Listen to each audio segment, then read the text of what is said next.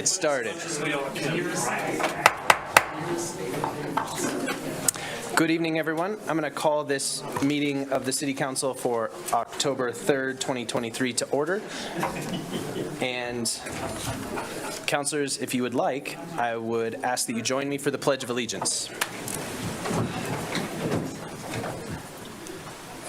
I pledge allegiance to the flag of the United States of America and to the republic for which it stands, one nation, under God, indivisible, with liberty and justice for all. Thank you, everyone. City Clerk, you can call the roll. Gabriel, absent. Newman. Here. O'Doherty. Here. Pierce. Here. Richardson. Here. Shumway. Here. Somerville. Here. Cumby. Here. Harrington. Here. That's 8 present and 1 absent, Your Honor. Thank you, City Clerk.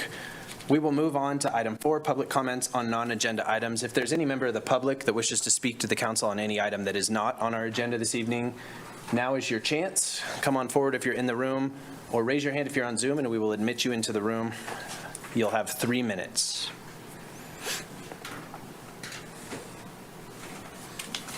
Seeing none, I'm going to close that public comment period and recognize the Vice Mayor for changes to the agenda. I move that the following changes to the agenda be approved. That we move item number 12 to 10A. Second. Motion by Cumby, second by Richardson. All those in favor of changing the agenda, say aye. Aye. Aye. Any opposed? Okay, the agenda has been changed. I'll recognize the Vice Mayor to set the agenda.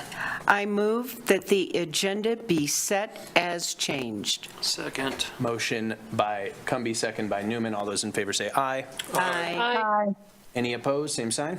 Okay. The agenda has been set. Council, we're going to move on to proclamations and begin with Manufacturing Day.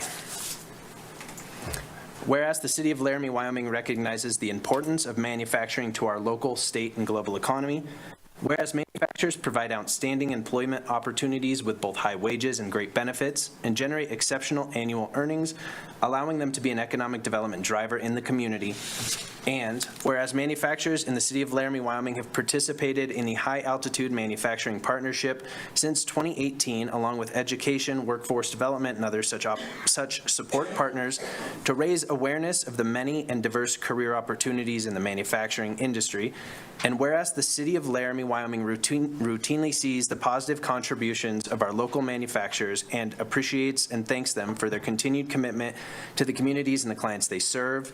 Now, therefore, be it resolved that I, Brian Harrington, acting as mayor and president of the governing body of the City of Laramie, Wyoming, do hereby proclaim October 6th, 2023 as Manufacturing Day in the City of Laramie, and we urge all residents to join us in recognizing this critical role manufacturing plays in our local, state, and global economy. In witness whereof I have hereunto set my hand and caused to be affixed the seal of the City of Laramie on this 3rd day of October, 2023. And we have Sean Schaub here.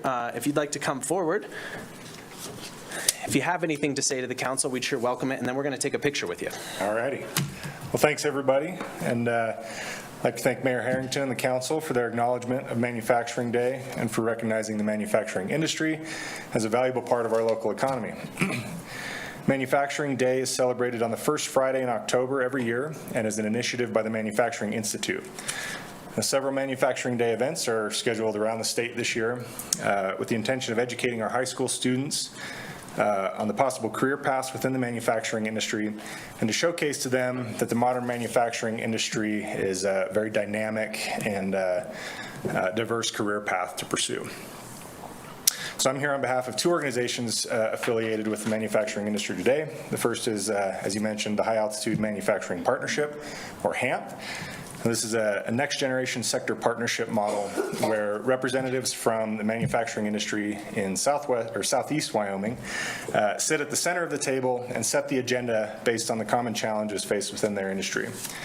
Now, public support partners take this feedback and try to provide solutions and support from their respective organizations. Just like to shout out a few of these public support partners in our areas who have been very active in HAMP over the past several years.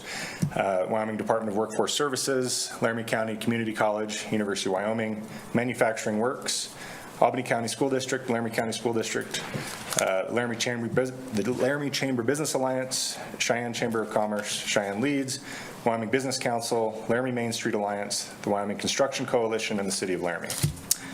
The second organization that I'm here representing today is Manufacturing Works, which is a department at the University of Wyoming. We are Wyoming's MEP Center, which is the Manufacturing Extension Partnership. And this is a national program funded through the Department of Commerce and the National Institute of Standards and Technology, or NIST. And our mission is simply to help Wyoming manufacturers succeed and become more competitive in their respective industries.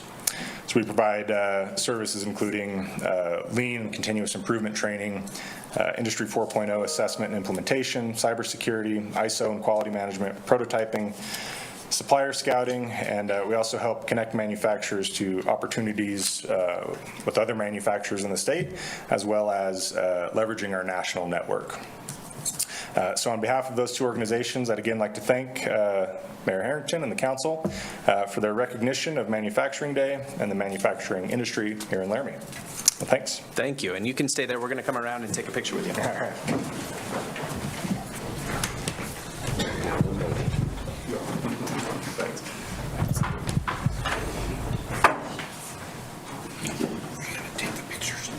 This is yours. Awesome. Yeah. I'm going to come down with you because I want to see it, Bill. I think it's coming. Nice, Mayor. You want to come down too? I just feel like we could make this a better picture. Okay. Yeah, thank you.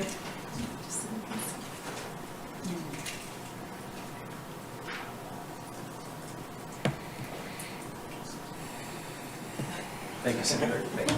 Thank you.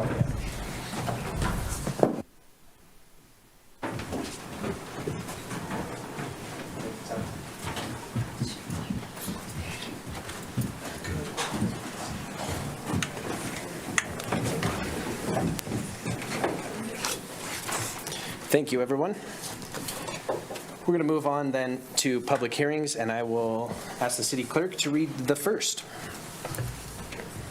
Notice is hereby given that a public hearing of the Laramie City Council will be held at 6:30 p.m. on October 3rd, 2023 in the City Council Chambers, Laramie City Hall, 406 Ivinson Avenue, Laramie, Wyoming. The meeting shall be held with both online Zoom and in-person option to take public comments on the following: original ordinance number 2066, a text amendment amending multiple sections within titles 5 and 15 of the Laramie Municipal Code for the purposes of updating definitions, uses, dimensions in city code as a standard practice. All applications, plans, and specifications relative to these matters are available for review at the City of Laramie Planning Office at 405 Grand Avenue, Laramie, Wyoming. Anyone wishing to be heard should be present at City Council chambers or via Zoom. Thank you, City Clerk. Are there any members of the public that wish to speak to this public hearing? Come forward if you're in the room or raise your hand on Zoom. Okay. Seeing none, we will close that public hearing and move on to the second, City Clerk. Notice is hereby given that on the 11th day of September 2023, an application was received in the office of the city clerk for a new bar and grill liquor license, BG 13, for Regal Cinemas, Inc., doing business as Regal Cinemas, Fox 6, located at 505 South 20th Street, Laramie, Wyoming, for a license term of October 4th, 2023 through May 7th, 2024. Public hearing to hear comments or protests relative to this license application will be held Tuesday, October 3rd, 2023 at 6:30 at City Council Chambers, 406 Ivinson Avenue, or via Zoom. Action on this application will be considered at the regular meeting of City Council on Tuesday, October 3rd, 2023 at 6:30 p.m. in Council Chambers. Anyone wishing to be heard should be present or may be represented by his or her agent at the meeting. Thank you, City Clerk. Are there any members of the public that wish to speak to this public hearing? Come forward or raise your hand if you are on Zoom. Seeing none, I will close that public hearing and move on to the final public hearing of the evening. City Clerk. Notice is hereby given that on the 6th day of September 2023, an application was received in the office of the city clerk for a transfer of resort liquor license number RT-4 for SHG Laramie LLC, doing business as Hilton Garden Inn of Laramie, located at 2229 Grand Avenue, Laramie, Wyoming, for a license term of October 4th, 2023 through May 7th, 2024. Public hearing to hear comments or protests relative to this license application will be held Tuesday, October 3rd, 2023 at 6:30 p.m. at Council Chambers, 406 Ivinson Avenue, or via Zoom. Action on this application will be considered at the regular meeting of City Council on Tuesday, October 3rd, 2023 at 6:30 p.m. in Council Chambers. Anyone wishing to be heard should be present or may be represented by his or her agent at the meeting. Thank you, City Clerk. Are there any members of the public that wish to speak during this public hearing? Seeing none, I'm going to close that public hearing as well. And staff, I believe there are no announcements this evening, but just checking. Okay, great. No announcements, council. Councilors, any disclosures by the council of items on the agenda? Okay. Seeing none, we will move on to approval of the consent agenda. Vice Mayor. I move that the consent agenda be approved and that each specific action on the consent agenda be approved as indicated. Second. Motion by Cumbie, second by Richardson. City Clerk, you can call the roll. Gabriel, absent. Newman. Yes. O'Doherty. Yes. Pierce. Yes. Richardson. Yes. Shumway. Yes. Somerville. Yes. Cumbie. Yes. Harrington. Yes. That's 8 yeses, 0 nos, and 1 absent, Your Honor. Thank you, City Clerk. The consent agenda has been approved. Councilor Shumway, item 10A. Thank you, Your Honor. I move that the council move to approve resolution number 2023-69 to appoint Elise Hanishan to the Laramie Youth Council for the 2023 to 24 school year and authorize the mayor and clerk to sign. Second. Motion by Shumway, second by Pierce. Councilors, any discussion? Okay. We will go to the public on this item. Any members of the public wish to speak to this item? I don't believe we have the student present, so. Okay. All right. Any members of the public wish to speak, go ahead and come forward. Or raise your hand, I suppose, if you are on Zoom. Okay. Seeing none, we will close the public comment period. Councilors, any comments before the vote? Councilor Newman, please. I'll just say that her sister is already on the council, and she's one of the cheerleaders that went to Worlds as well and represented us pretty well. So I think she would represent the council well as well. Thank you, Councilor Newman. Councilor Shumway, please. Thank you, Your Honor. I had the privilege of interviewing each and every one of the individuals that applied to be on the Laramie Youth Council. I will say this, we have the most outstanding representatives of this community that we've ever had on this council. I look forward to working with them and I'm impressed with all the things that they bring, not only to the community, but also to work with the council on issues that come before all of us. Thank you, Councilor Shumway. Anyone else? Okay. City Clerk, you can call the roll on this item. Shumway. Yes. Somerville. Yes. Pierce. Yes. Richardson. Yes. Newman. Yes. O'Doherty. Yes. Gabriel, absent. Cumbie. Yes. Harrington. Yes. That's 8 yeses, 0 nos, and 1 absent, Your Honor. Thank you, City Clerk. That item has been approved. We will move on then to item 11, and I will recognize Vice Mayor Cumbie for the motion. No. Let me just ask for clarification. You just Nancy need to sent read us this one. portion. Oh, okay. I move to approve Resolution 2023-71, appointing 5 members to establish the Laramie Police Advisory Board for staggered terms listed in the resolution, and to appoint the council liaison and authorize the mayor and clerk to sign. Second. Motion by Cumby, second by Richardson. Counselors, do we need any sort of introduction to this item? I feel like we're quite, I'm not sure if anyone had planned to. I see city manager is listed, but I think council, we're all quite familiar with this. We have many of the members, all of the members, I believe, in the room. So city manager, do you have anything to add to this before I go to council for questions? Mayor, I do not. I think the cover sheet is self-explanatory. As you said, you're all familiar with the process, but know that I'm here if you have any questions. Okay, thank you. Counselors, any questions? We will move into a nomination process for the council liaison, but let's stick to any questions before that. Counselor Somerville, if you have a question. Mayor, my question is I have a motion to put on the floor before the nomination proceeding. So whenever that's appropriate. Counselors, any questions before we move to that? Okay. Counselor Somerville, have at it.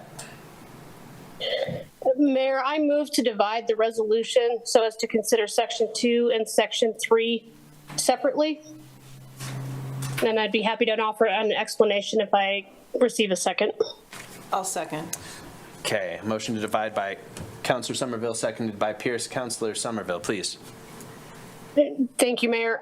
So I've certainly received a lot of contact regarding this item, both in terms of the council liaison and the membership of the committee. And being as I believe we are missing a council member that's going to be a little bit late.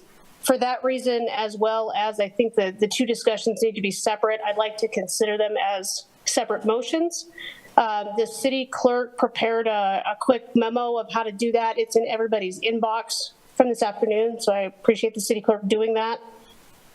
So this would require a majority vote to divide the motion, and then we would consider Section 2, which would be the members of the board first, and then vote on that, and then we would do a separate, we would consider Section 3, which is the appointment of the council liaison separately after that. Mayor, I'd be happy to answer any questions. Counselor Somerville, my only question is this functionally different than us considering as an amendment, inserting that name as an amendment? Because to me it occurs that it's the same end that we will consider. It'll just be the sort of like the motion as a whole will be considered at the end rather than in two pieces. We will still have a separate vote on who the liaison to the board is. Is there a difference? Mayor, I think the most important difference is we do have a council member that's missing, and I understand that council member may be nominated for the position. It seems pertinent that we wait for that council member to be present in the chamber before they're nominated, so they have the ability to accept or decline that nomination. I also understand there are members of the board that are in the audience right now, so as the council, I would assume, wants to move forward and do that piece as they're there in the chambers, we can dispose of the board member appointment, and then if Councilor Gabriel is still running late, we can postpone the second piece until he's in the chamber later on the agenda. City Clerk, is it? I'm curious about. I mean, I think the first part of this is going to take us 5 minutes, and so we're gaining 5 minutes unless we intend to postpone. And is it typical? I have never been a part of a motion that postponed it to just later in the agenda. Is that something that the council entertains? So typically that's tabling the discussion until later in the agenda. Okay. All right, Councilor Newman.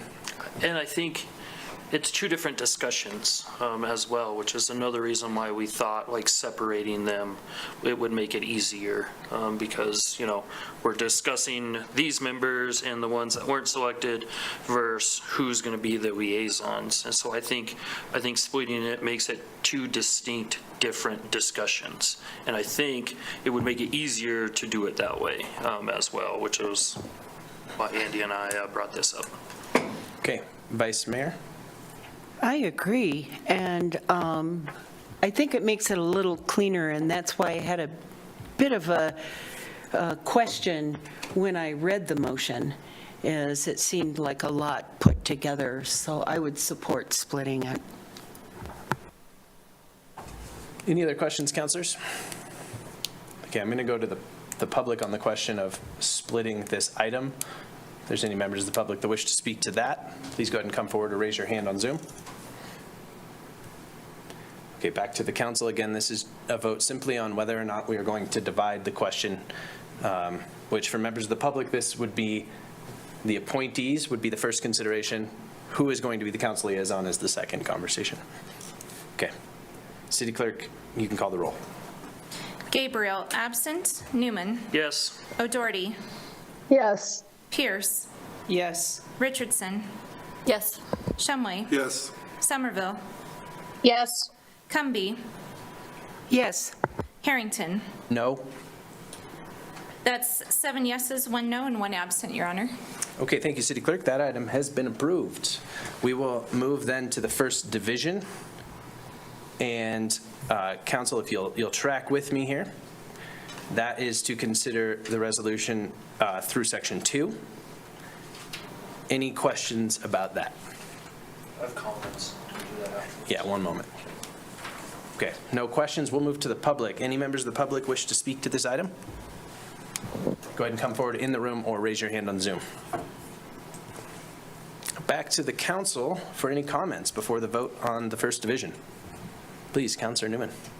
I just wanted to bring it to light to council that I received a pile of phone calls, as did Councilmember Somerville, on how the people were picked to be interviewed and some weren't.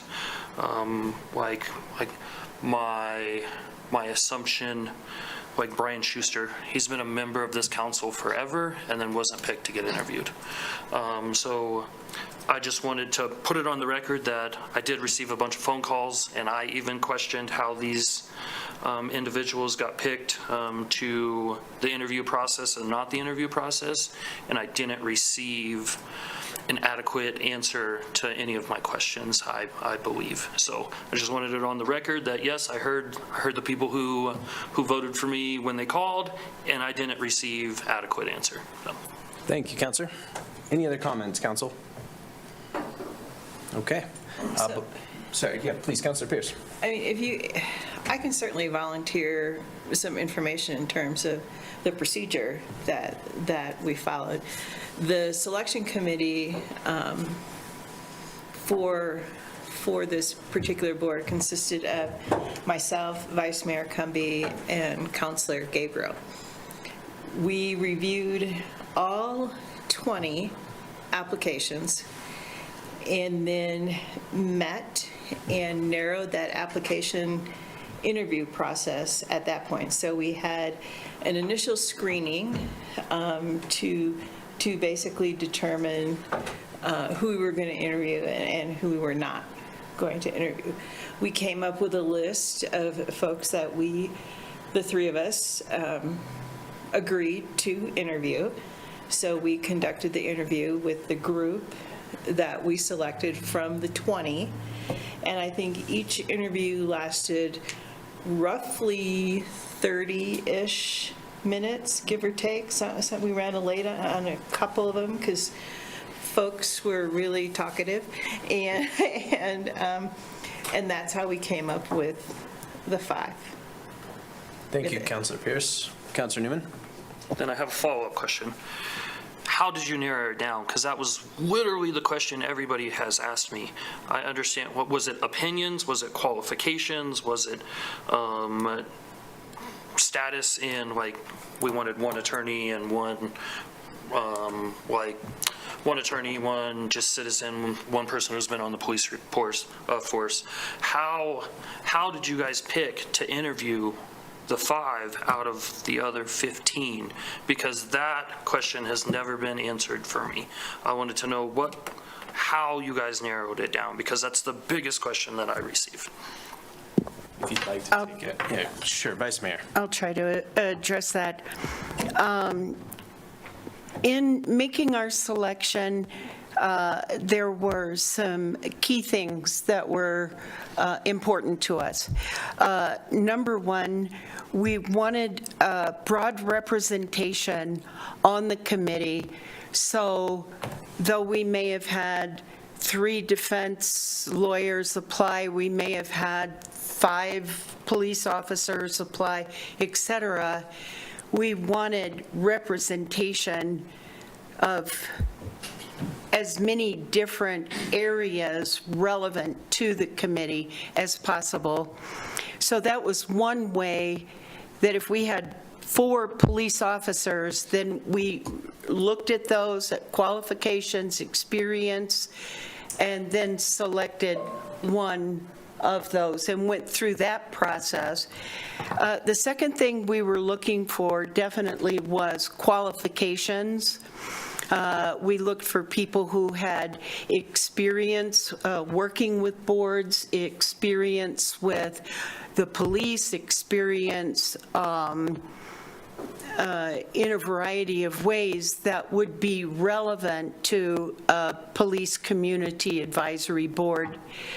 The third thing that we looked for is we wanted people that were well integrated into the community so that that person could serve well as a communication liaison between a segment of the population, the community, and LPD to the community.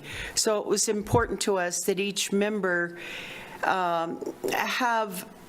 be well integrated into the community. Another more pragmatic thing that we looked for,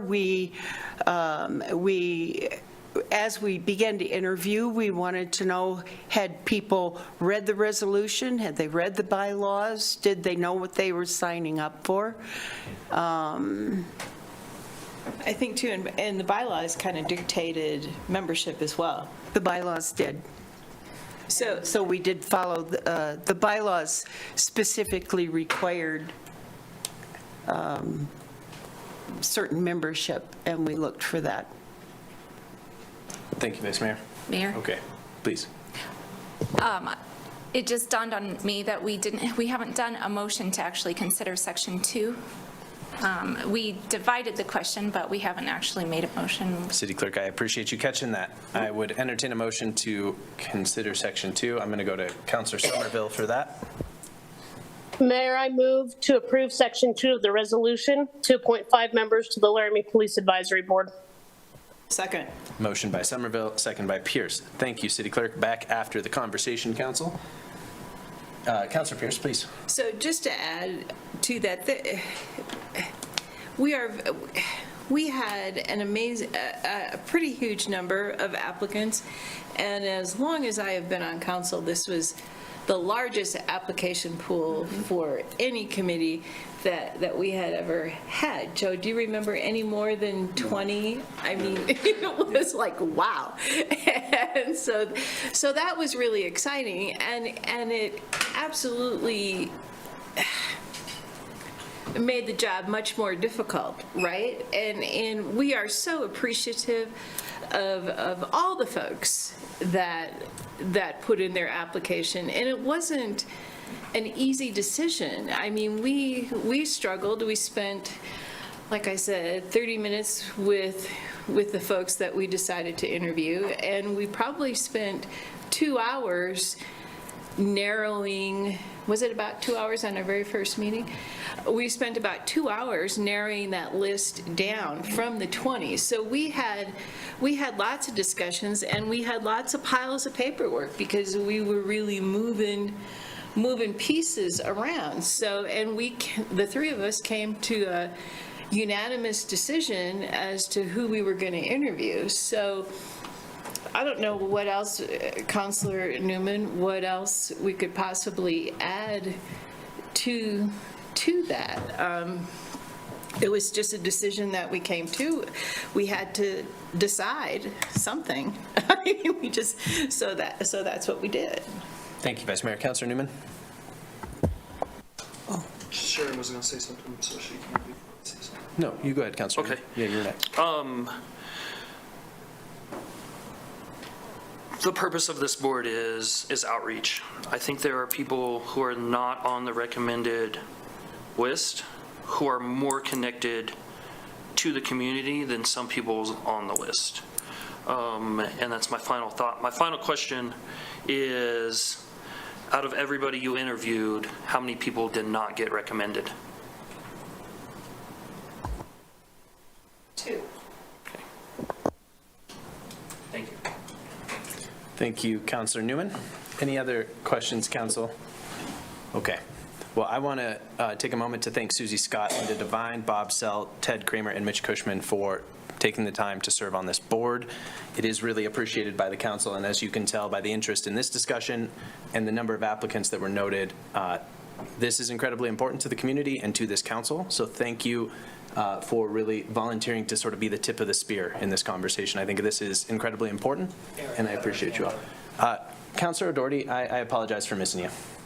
I just wanted some clarity about we are considering the resolution as written, section 1, the beginning through section 2, because it sounded like you were we're just talking about section 2, which means that we lose all the recitation at the beginning. So I just want to clarify, is that what the clerk heard, that we're considering the whole resolution through the end of section 2? City Clerk? So Mayor, if you look at the outline that I provided council this afternoon, we would take a motion, which we've done now on section 2. So that's the part that we're considering right now. So we'll have a vote to pass or fail, that section of this resolution. And then we'll bring up section 3 with a motion to approve. And then the council will set whoever, as their representative for that council liaison position. Then we'll take a vote on that section separately, and that'll pass or fail on its own. And then we go back to the main motion at the end. So the main motion will be to approve the resolution as it's then determined. So if you pass both sections, then both sections are part of that resolution. If you pass one and the other one fails, only the one that passed becomes part of that resolution, if that makes sense. So if we reject appointing a council liaison, there is no council liaison for this board? Right. Okay. Councilor O'Doherty, does that make it more clear for you? Yes. I appreciate that question, because if it was muddy for you, it certainly was for members of the public. Okay. City Clerk, seeing no other comments by the council, I will ask you to call the roll on the first division. Gabriel, absent. Somerville. Yes. Pierce. Yes. Richardson. Yes. Shumway. Yes. O'Doherty. Yes. Newman. Yes. Cumby. Yes. Harrington. Yes. That's 8 yeses, 0 noes, and 1 absent, Your Honor. Thank you, City Clerk. Division 1 has passed. We will move on then to Division 2. I'm going to go to Councilor Somerville. Thank you, Mayor. At this time, if I can just inquire with a question, is Council Gabriel in the chambers? No. Okay. Then I move to table section 3 and the remainder of the consideration of this resolution until later in the agenda as determined by the mayor. Second. Motion by Somerville, second by Newman. Okay, council, we're having a discussion about tabling. Council, I will say, I guess I'll take your questions before I speak. Any questions, councilors, for Councilor Somerville? Yes, Councilor Richardson. My question is, how many times can we table this throughout the night? I mean, will it be voted on by tonight? I will just decide when it will be determined. But it will be voted on tonight. So, Mayor, if I could, Please. We could make a motion later in the agenda to take it from the table and then consider it again. So it's a majority vote for the table to pass. And a majority vote to bring it back from the on? table. Okay. Yeah. Okay. Thank you, Councilor Richardson. Does that make it any more clear? I'm a little lost at this point. Okay. This feels clumsy to me to hold space for somebody who is not. I can understand that previous commitments happen, But in my time on council, I don't recall us holding something for a council member who was not present. So I am a no vote on this. Councilor Somerville, have at it. Mayor, I do agree. This is not a process that I think we've used maybe 2 or 3 times in my entire tenure on council. It's not one that we use very often. I think it's a little bit of an exceptional circumstance in that we may be trying to put somebody up for nomination that is not in the chambers, and that does not seem fair for them to be there to accept or decline. And I really would just like, the intent of my motion is to leave it at your discretion. So if Councilor Gabriel is there in half an hour and you feel like after we finish an item it should come back up, let's get it done. But I do agree it's a little exceptional, but I also think it's a courtesy to a fellow council member. Thank you, Councilor Somerville. Councilor Pierce. One of the reasons that I'm supportive of this is a 4-4 vote fails in a tie, and I just don't want to see a failure. I don't know how the votes will fall, but I don't want to see a tie. So I think we need to wait for 9. Thank you, Councilor Pierce. Any others, council? Okay. City Clerk, I guess I should go to the public. Any members of the public wish to speak to the tabling of the 2nd division? For those board members present who we just voted to approve, you are not actually approved just yet. Surprise, surprise. You will not be approved until we vote on a liaison and then vote on the main motion, just so that that is clear for you all. I see no members of the public wishing to speak to this, maybe because, like me, they're quite lost at this point. And so we will go, City Clerk, to the roll call on tabling Section 2. Sorry, the 2nd division of Section 3. Gabriel, absent. Newman. Yes. O'Doherty. Yes. Pierce. Yes. Richardson. Yes. Shumway. Yes. Somerville. Yes. Cumby. No. Harrington. No. That's 6 yeses, 2 noes, and 1 absent, Your Honor. Okay, City Clerk, thank you. That item has been tabled until I suppose I decide to untable it, which against my better judgment, I will not do right now. Councilor Newman. I do have a point of clarification. Somebody has to make a motion to untable it, correct? That's correct. The mayor can't just do that. Yeah, we do need a motion to bring it back. Yes. Okay, I thought so. I just wanted to make sure. Sorry. Okay. Councilors, then we are going to move on to item 13. Councilor Newman. I move to award the bid for the replacement of 10 SUV police package patrol vehicles with trades to Young Automotive Group.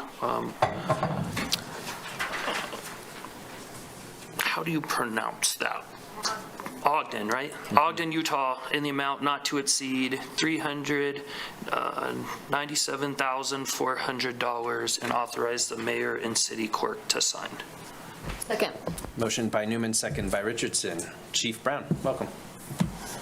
Thank you, Mr. Mayor, Council. Mr. Webb is not here tonight, so you're kind of stuck with me. And this is a resolution that was initially approved on September 5th for a vehicle replacement, and the budget was amended at that time. We went out to bid. We received 2 bids. One from a Ford dealership in Cheyenne, and then the second one from Young Automotive Group. The big difference between the 2 bids was the time requirement. In the bids, we requested that the vehicles become available within 30 days. The Young Automotive Group has the ability to provide us those vehicles. I think they're saying within 7 days. They have them on the lot. The other one, the Ford bid, they gave us the same language that we are already waiting for on the other 8 vehicles, is 365 days or whenever available. So we'd be in the same boat that we're in now with our other 8 vehicles that we're waiting on. We'd be waiting for an undetermined amount of time for those cars. So today I bring this before you requesting approval for the bid, to award the bid to Young Automotive Group, and I'll take any questions. Thank you, Chief. Yeah, Councilor Newman. My only question is, so with the Young Automotive Group, they have a lot more that doesn't meet our specs that you requested. Do you think that is going to be a problem to get these into service as fast as we need to? So our outfitter, through you, Mr. Mayor, Councilmember Newman, our outfitter actually looked at that bidding, and they are able to meet those requirements without adding any additional time. So a lot of those that you see are based on previous bids that we've had with Ford, where we come to expect those items, but with other car manufacturers such as a Spotlight or a plastic back seat, they can add those aftermarket. Thank you. Any other questions, council members? Okay. We will go to the public on this item. Any member of the public wishing to speak to this item, please raise your hand or come forward if you are in the room. Seeing none, I'll close the public comment period. Back to the council for any comments before the vote. Seeing none, City Clerk, you can call the roll. Gabriel, absent. Newman. Yes. Pierce. Yes. Shumway. Yes. Somerville. Yes. Richardson. Yes. O'Doherty. Yes. Cumby. Yes. Harrington. Yes. That's 8 yeses, 0 nos, and 1 absent, Your Honor. Thank you, City Clerk. That item has been approved. Item 14, Councilor Pierce. Thank you, Mayor. I move to approve Resolution 2023-72, amending appropriations for the fiscal year 2023 through 2024 by budget of the City of Laramie, Wyoming, and authorize the mayor and city clerk to sign. Second. Motion by Pierce, second by Newman. Director Wade, welcome. Good evening, Honorable Mayor and City Councilors. We're presenting for your consideration this evening the final amendment for fiscal year 2023 and the first quarterly budget amendment resolution for 2024. The recommended amendment for 2023 totals $4,884,982. Of this amount, you have already approved about $1.5 million, which leaves new appropriations for your consideration this evening of around $3.3 million. Now, you will remember that that's a little higher than normal. Typically, when we bring a budget amendment for your consideration, we might be talking about a couple $100,000. However, about $3 million of the new appropriations recommended in 2023 are for the health insurance fund and are offset by stop loss claims offset. And we'll talk about that more a little bit later on. In 2024, we're recommending an amendment of $1,415,206, and of that amount, you have $336,439 in new appropriations. And so this evening, I'm actually going to go over just some high points related to this amendment. And then Spencer Katuri, who actually prepared the memo and the resolution for this evening, will join you to talk about some other details. And so with that, let's dive first into funding. Most of this evening's amendment, it would be covered by cash reserves with some notable exceptions. There are some small grants that Spencer will cover with you a little later, but in the health insurance fund, we have about $2.7 million in stop loss offset available as an offset to the amendment we're proposing. So that is a material and significant source of revenue. In 2024, we also have $231,000 in revenue from opioid settlement monies that we're actually using to create a new fund. And so I just wanted to draw your attention to those matters because they're rather unusual for our budget amendment conversation. Now let's dive into some details that I think are unique about this amendment. The first in 2023 are the amount of fire divisions that we are amending in the year-end appropriation. If you review our memo, you'll notice that we're recommending around a $260,000 amendment. About $180,000 of that is for overtime that exceeded the original budget forecast. What I'd like to bring your attention to this evening is that this is a known issue and not a surprise, and one that your fire chief has been working closely with your city manager on all year, because early on in the fiscal year, Chief Johnson said, hey, I've got a lot of attrition, I have people out on long-term injury, I have just these leave circumstances, and as you know, in an operation like fire with mandatory minimum manning, that results in overtime. And so when you see these amendments, I want you to know that while we are wrapping up year-end procedures, these were divisions that we are expecting to run into appropriations issues in. Fire also had just some unplanned for operating costs, but those I consider to be normal. The overtime is really what I consider to be a little bit unusual this fiscal year, and I wanted to draw your attention to it. Additionally, as you know, the city has just transitioned to a new health insurance provider away from our self-insurance pool. And we have a couple of large claimants now that are resulting in big claims and also big stop-loss claims offsets. And so I'm happy to report that even as of today, the fund still has $1 million cash balance. And so we're grateful for the continued support of our health insurance consultant, Cheryl Hageman. We still have our stop-loss coverage, and right now that we're forecasting that the fund will close out solvent and not underwater. And so I want to make sure I give you that context for the $3 million approximately amendment that we're recommending to you this evening. The final matter I draw your attention to is the recommended amendment in 2024 for what I'm calling right now the opioid settlement fund. And the message I want to pass on to the council tonight is that what we're doing is we are simply appropriating funds tonight. We are establishing the fund and appropriating money to it, not making any program determinations. The city manager's office is leading that effort, but of course from a budgetary standpoint, we have to have the funding there for when the programs are designed so that we can legally spend it. Those are the big three that I wanted to cover with you this evening. Are there any questions from the council before I invite Spencer to the podium to present a little bit more detail? Council members, any questions? Councilor Somerville, please. Hey, Mayor, I can hold my question. I do have some questions on the opioid settlement fund. So if that's appropriate now, that's fine. Otherwise, if Spencer had more detail, I'm happy to wait. You ready? Yeah. Okay. Councilor Somerville, have at it. So I do have a question, and this might be for the city manager, in terms of how the programmatic details of the opioid settlement fund will roll out. We do know, obviously, there's more than one fund that is going to be paying dividends into the city coffers. There have been some hiccups. Some of that is delayed. Some of it's not. I think it's worthy of a community discussion on how we spend those funds. So I was wondering if somebody could just lay out what the process is to bring that back to the council before those funds are actually expended. Director Wade, do you have an answer to that? Would you like City Manager Jordan? I see your camera is on, so why don't you take that one?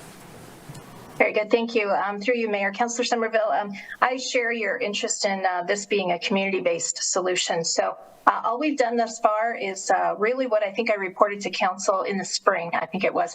And that is I did convene a conversation from various stakeholder groups, had county folks there, across county government services, had folks representing downtown clinic, and our police and law enforcement folks at the county and city level as well. Just starting a conversation that these funds will be coming to the city and also to the county, although the city's share of the funds will be significantly larger than what the county is slated to receive based on the best information that we have right now. So we did start a conversation around that. What I learned as part of that conversation, I believe in June, is that there is a big conversation going on statewide amongst all of the cities and counties that will be receiving opioid settlement monies, really trying to wrap our minds around what would be the best use of funds and sharing ideas and collaborating. So I guess what I would say, just to kind of wrap it up quickly, is we've had some very early and very minor brainstorming sessions. We decided in June to plug into the statewide conversation and then reconvene locally in the fall. And so we're kind of there, and we're starting to see money roll in. And as you heard from Director Wade, we'll be segregating that aside and waiting for not large term, but larger scope solutions that we hope to partner with other folks in the community who provide services to folks in this area, and also other local government and social service agencies. Thank you, City Mayor. Yeah, please. I appreciate that. Yeah. City Manager, that answers my question. I think that importance of it being a community discussion, I think there's real value in talking about jail-based services and other ways with the community partners that are providing the services, and how we may be able to use that, but also being cautious that this money is one-time funding.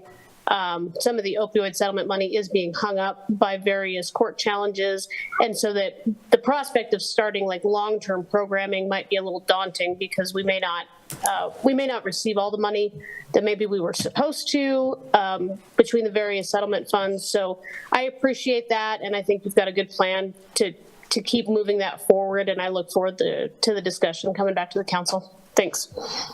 Thank you, Councilor Somerville. Other questions, Council, before we go to Mr. Katuri? Okay. Thank you, Director Wade. Mayor Harrington, if I might add just one additional comment about the opioid settlement funds, because there seems to be some interest at the council level. The funds we are appropriating are funds that we have in hand, and that's how we plan to manage budgetary appropriations. So the amount that we're planning on is another matter, and I want to make sure that the council, that I'm really clear that these are funds in hand at this time. There are multiple settlements, but we will manage them in one special revenue fund, and that is what we are initially appropriating if you approve the amendment tonight, because a special revenue fund will allow us to keep those funds restricted even if they are from multiple settlements, and even if they do have different types of specific restrictions, they will still be for the general purpose of opioid abatement. And so I hope that's helpful. That's great. No, that's really appreciated. Thank you, Director Wade. Yeah, for sure. Mr. Katuri, welcome.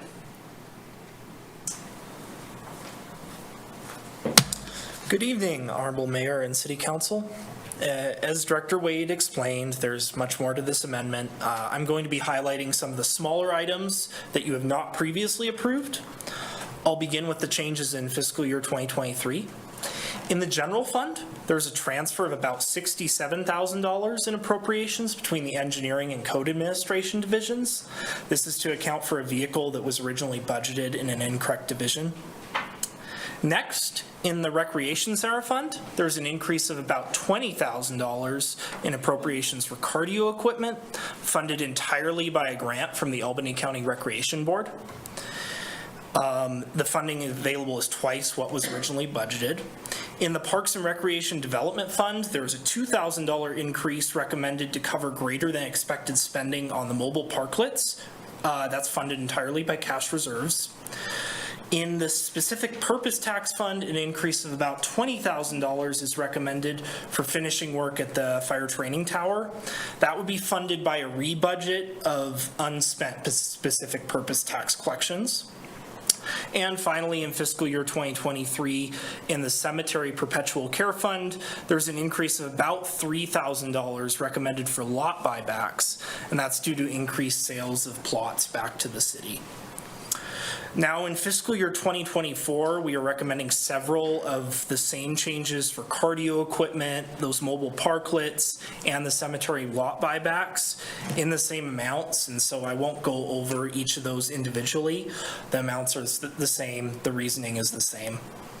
That being said, in fiscal year 24, there are several other changes proposed as well. In the general government division, a rebudget of about $10,000 is proposed for Laramie Soccer Club community partner funding. The club has experienced significant delays in getting irrigation services installed at their site south of town, and that increase would be entirely funded by unused fiscal year 23 appropriations. In the Police Administration and Operations Division, there's an increase of about $16,000 proposed.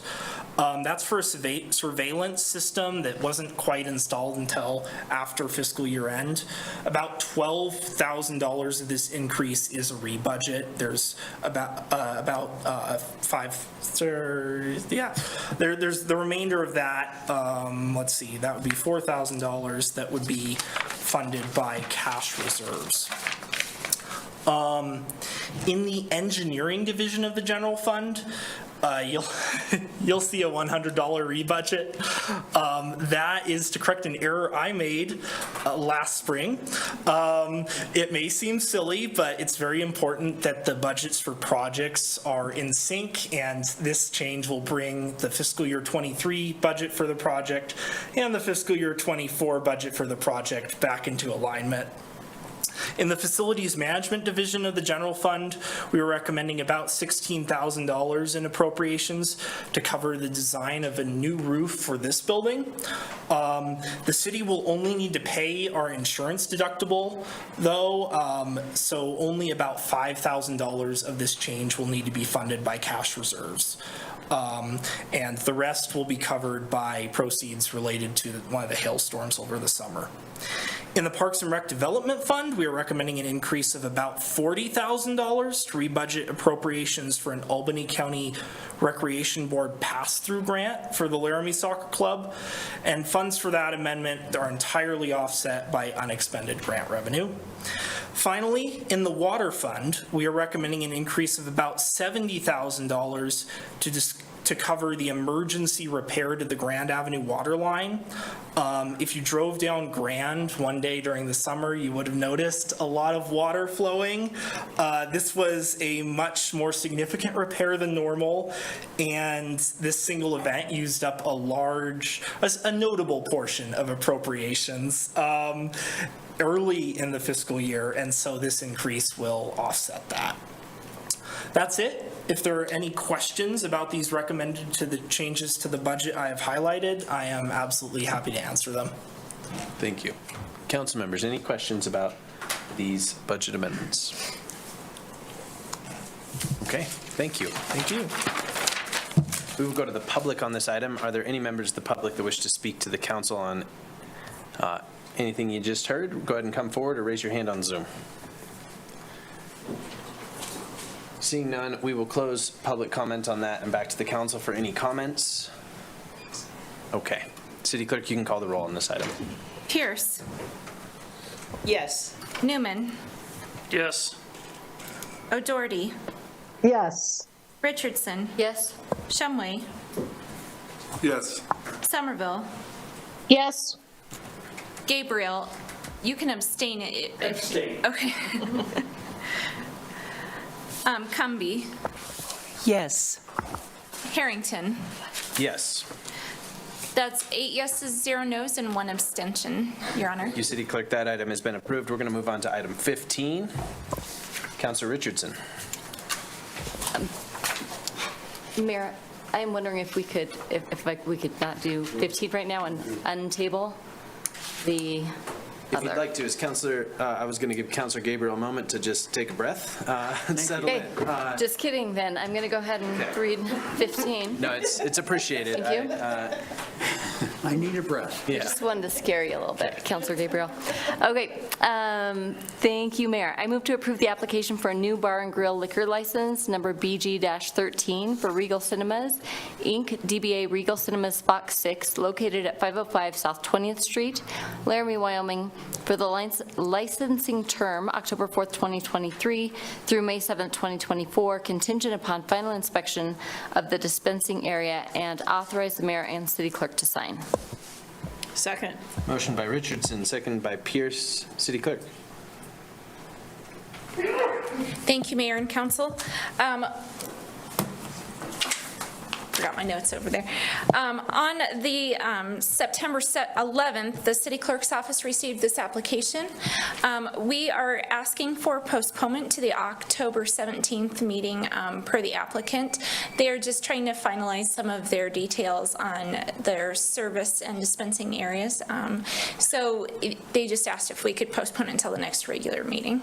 But if you have any questions, I'd be happy to answer those, Mayor. Okay. Council, any questions before we move on to that postponement? And Councilor Richardson, are you ready for that postponement? Yes. Okay. Mayor, if I could just add really quick, this application is the first of the bar and grill applications under the new state statute allowance for entertainment. Oh, cool. So they are relying on that section of code, which is why you see a bar and grill application before you for this. Okay. That does bring up one question I have. the other movie theater has a liquor license. Is theirs under a bar and grill in the old format? Like they are making enough of their money on food to offset the alcohol? So that is the difference between the two. The other theater applied under a restaurant liquor license. They are required to have 60% food sales and can only have 40% alcohol sales. Okay. In the new application under bar and grill, they're allowed to also include their ticket sales in that 60% along with their food. Okay. So there is a difference between the two applications. And is there a limit on how many entertainment licenses are available? As many as our bar and grill are allowed. So right now, I believe we have 4 available. Okay, thank you. Okay, Councilor Richardson.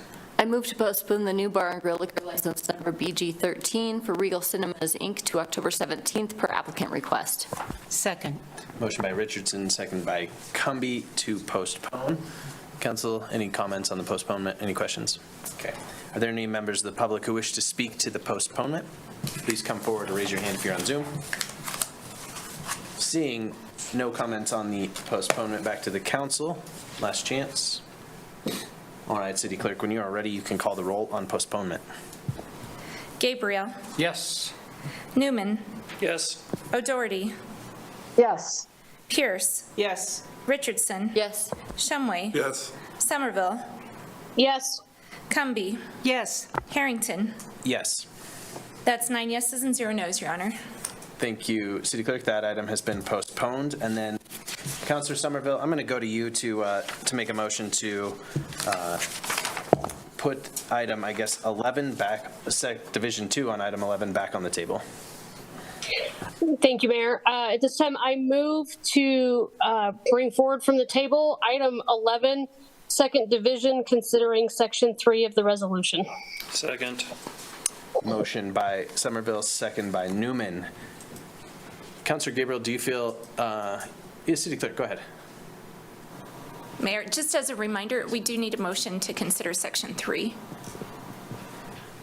We've made the motion to bring it back from the table, but now we need a motion if we're approving or... And do we need to vote on this motion to bring it off of the table? Or do we need to vote on this? Sorry. Okay. Councilors, I'm going to skip some of the back and forth here because I think we can talk in a minute. And I'll go to the public if there's any comment on bringing this off the table, back on the table, whatever we're doing with the table. Okay. City Clerk, you can call the roll. Gabriel. Yes. Newman. Yep. Yes. O'Doherty. Yes. Pierce. Yes. Richardson. Yes. Yes. Shumway. Yes. Somerville. Yes. Cumby. Yes. Harrington. Yes. That's 9 yeses and 0 nos, Your Honor. Thank you, City Clerk. And back to you, Councilor Somerville, for the approval motion. I move to approve section 3 of the resolution to appoint a counselor to serve as council liaison to the board through December 31st, 2024. Second. Motion by Somerville, second by Richardson. Okay, Council. Here's the plan. Councilor Pierce, please. Is your first part of your plan to kind of catch up Councilor Gabriel?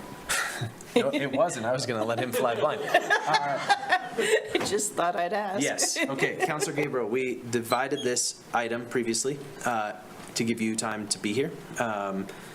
And at this point, we have approved the slate of candidates. We, with some discussion, but we did approve them. And we postponed simply selecting the liaison to this board.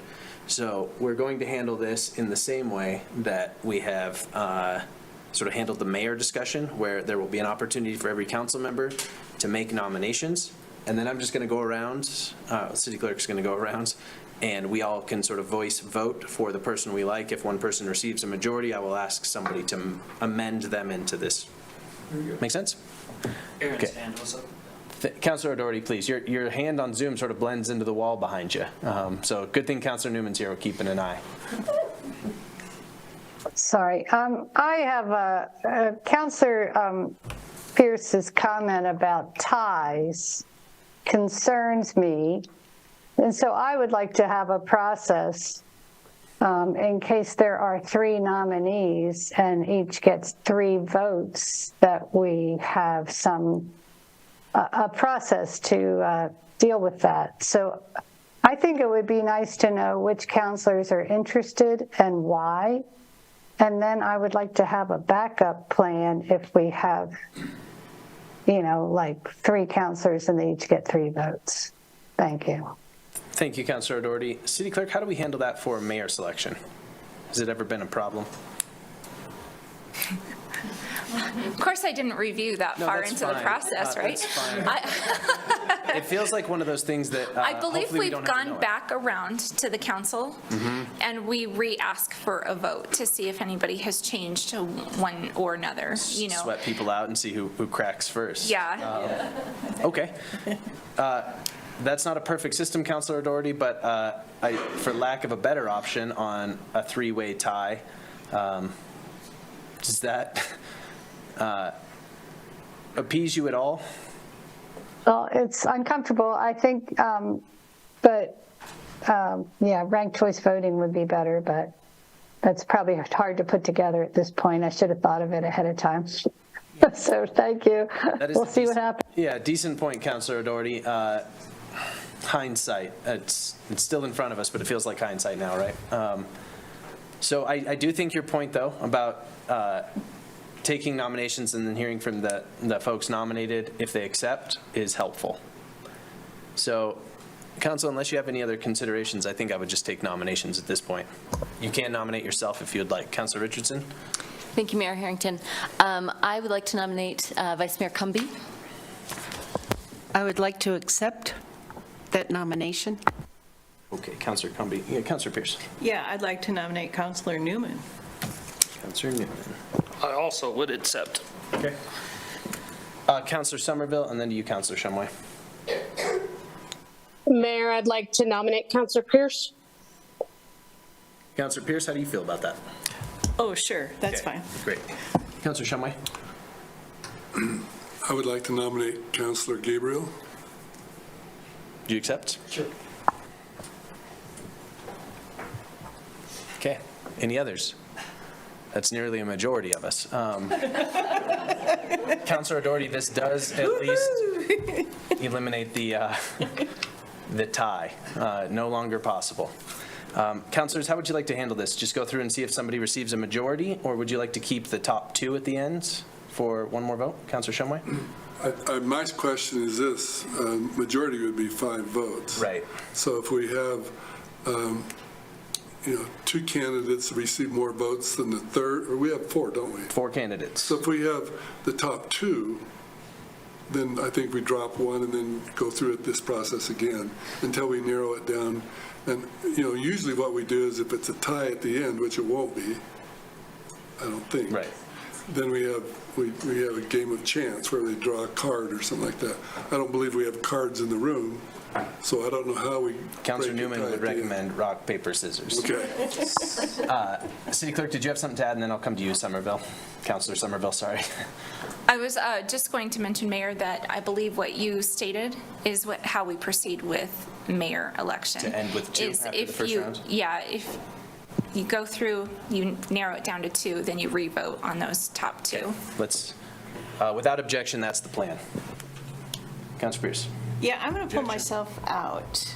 That way we'd only have 3 on the table. Well, that gives us a chance to have a tie. And if that happens, it will be your fault. But if you don't want to be in there, you are welcome to be Okay, you out. can just keep me in, I guess. Just don't vote. Just don't vote for you. Okay. And Mayor, I think I would like to pull myself out as well. Okay, so we'll pull ourselves out. So we have Councilor Cumby, Councilor Newman remaining. Council, we're there. We have 2. We somehow skipped the first round. Okay, what we're going to do is go around. I'm going to start with Councilor Somerville. Can we say why we want to be on? Councilor Newman, I did offer that opportunity and then just totally blow right past it. So please, the floor is yours. So obviously, I've talked about this board a lot, and I think going forward, because I see both sides of it, and every time that we had discussion about it, I mentioned both sides of it. And I think being on this board would help bring a new set of eyes that haven't been on any of the like ad hoc committee boards or something like that as well. And so that's kind of why I was talking to some of the citizens of why I think I should throw my name into this, because it does bring a new set of eyes, new set of fresh ideas that wasn't on the ad hoc committee before. So that's why I would consider your guys' votes. And because I did see both sides of it, I think I would be a good liaisons between council and the board. Thank you, Councilor Newman. Vice Mayor Cumby.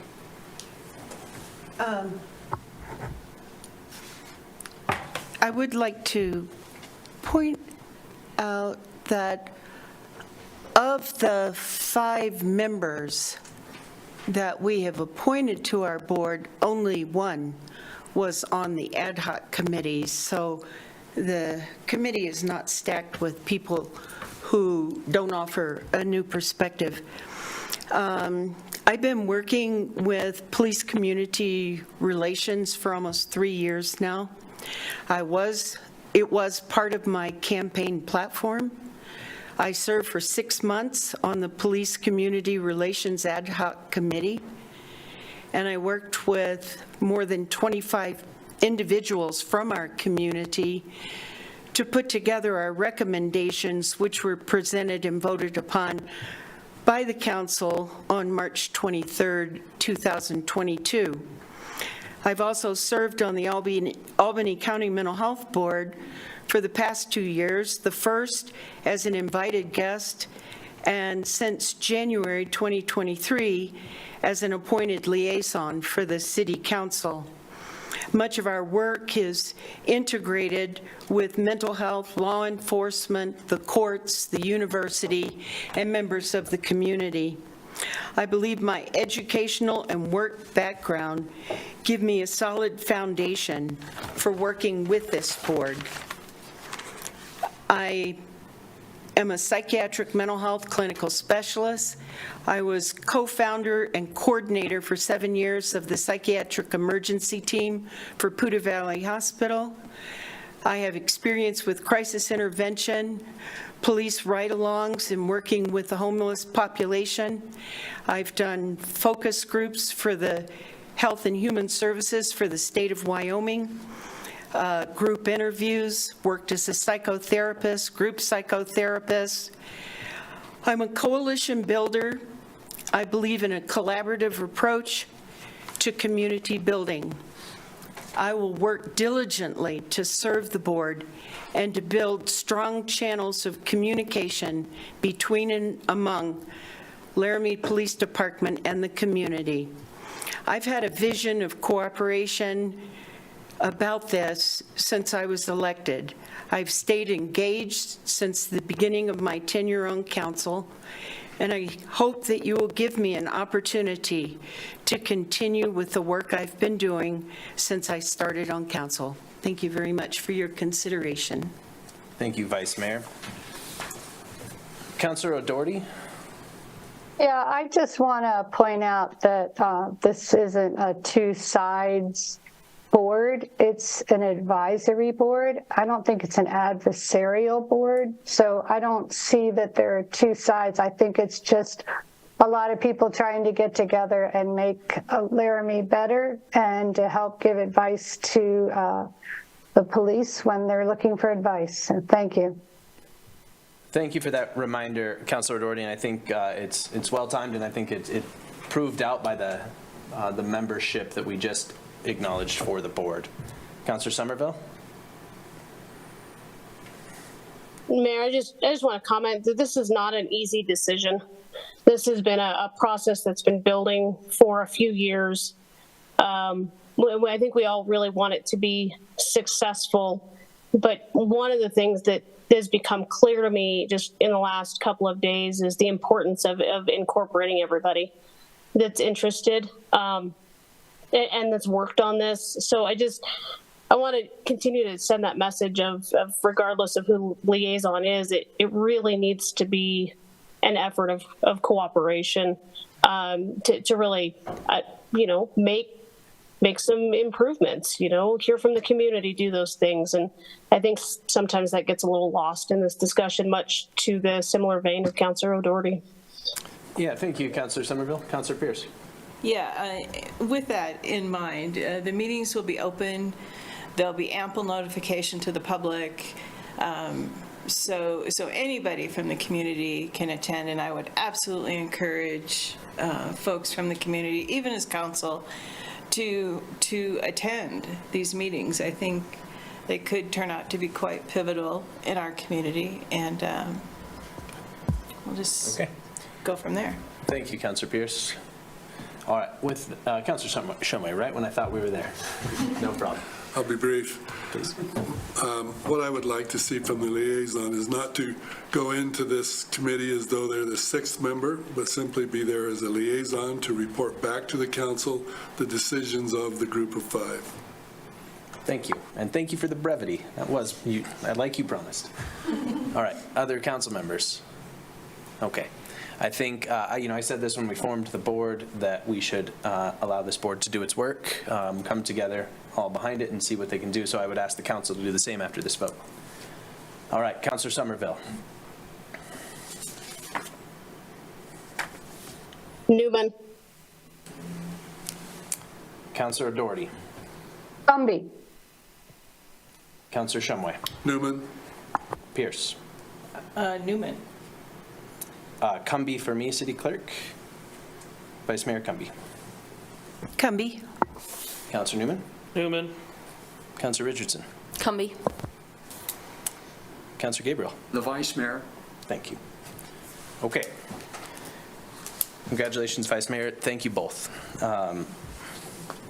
I will then go to Councillor Richardson, I suppose, unless the original nominator, to make the amendment to the second division for Section 3. So we will have 3 votes, members of the public. There will be a vote on the amendment itself. There will be a vote then on improvement and approval of Section 3, which is Division 2. Then there will be a main motion vote, which will appoint you all who have been so patient with us to the board, as well as appoint the council liaison. So, Okay, wait, sorry, where? sorry, Councillor Richardson, to just throw this at you. Your amendment is going to be to insert Vice Mayor Cumby The original. into Section 3. Okay, sorry, just 1 second here. I'm looking to the wrong spot. Scroll up. I should have given you at least some warning, so it's not your fault. Oh, thank you. I move to amend Resolution 2023-71 by appointing Vice Mayor Cumby as the council liaison to the board. Second. Motion by Richardson, second by Gabriel. City Clerk, is that sufficient? Yeah, I think that'll work, Okay, Mayor. great. Council, any comments, questions, I should say? Okay. Any members of the public wish to speak to this item, go ahead and raise your hands if you're on Zoom, or come forward in the room. Seeing none, I'm going to close the public comment period, back to the council for comments. Seeing none, I'm going to ask for the roll call on the amendment. Mayor, I'm running out of voting blocks here. I'm No. sorry. I'm just I voted kidding. no on this whole thing, City Clerk. Richardson. Yes. Pierce. No. O'Doherty. Yes. Newman. No. Gabriel. Yes. Shumway. Yes. Somerville. Yes. Cumby. Yes. Harrington. Yes. That's 7 yeses and 2 noes, Your Honor. Thank you, City Clerk. The amendment has been approved. I will then go to Councillor Somerville for motion to approve the second division. Mayor. City Clerk. Technically, sorry, we Council- already have a motion. Oh, okay. To approve, so Thank you. now we just can. Thank you. No vote. more motions. We just work through it. Yeah. Okay. No more motions, Council. I'm going to go back to the council for any questions or comments on Division 2, which is Section 3, as amended. Buckle in. It's going to get weird. Okay. Seeing none, I'm going to go to the public on this. If there's any member of the public that wishes to speak to this item, this would be the second division as amended to include the council liaison. We're coming back. Hold on. Seeing no members of the public wishing to speak to this item, I'll close public comment. Back to the council for any questions. comments are fine, questions are fine. Oh, it's a question. So Please, Counselor Newman, before the vote, you ought to. which section are we? Yeah, I We need are to be clear. we are on section 3, which is Division 2. Okay. So all we are voting on is whether or not to approve Counselor Somerville's motion to appoint a council liaison, which we have amended to be Vice Mayor Cumbie. Okay. I'm on board. Great.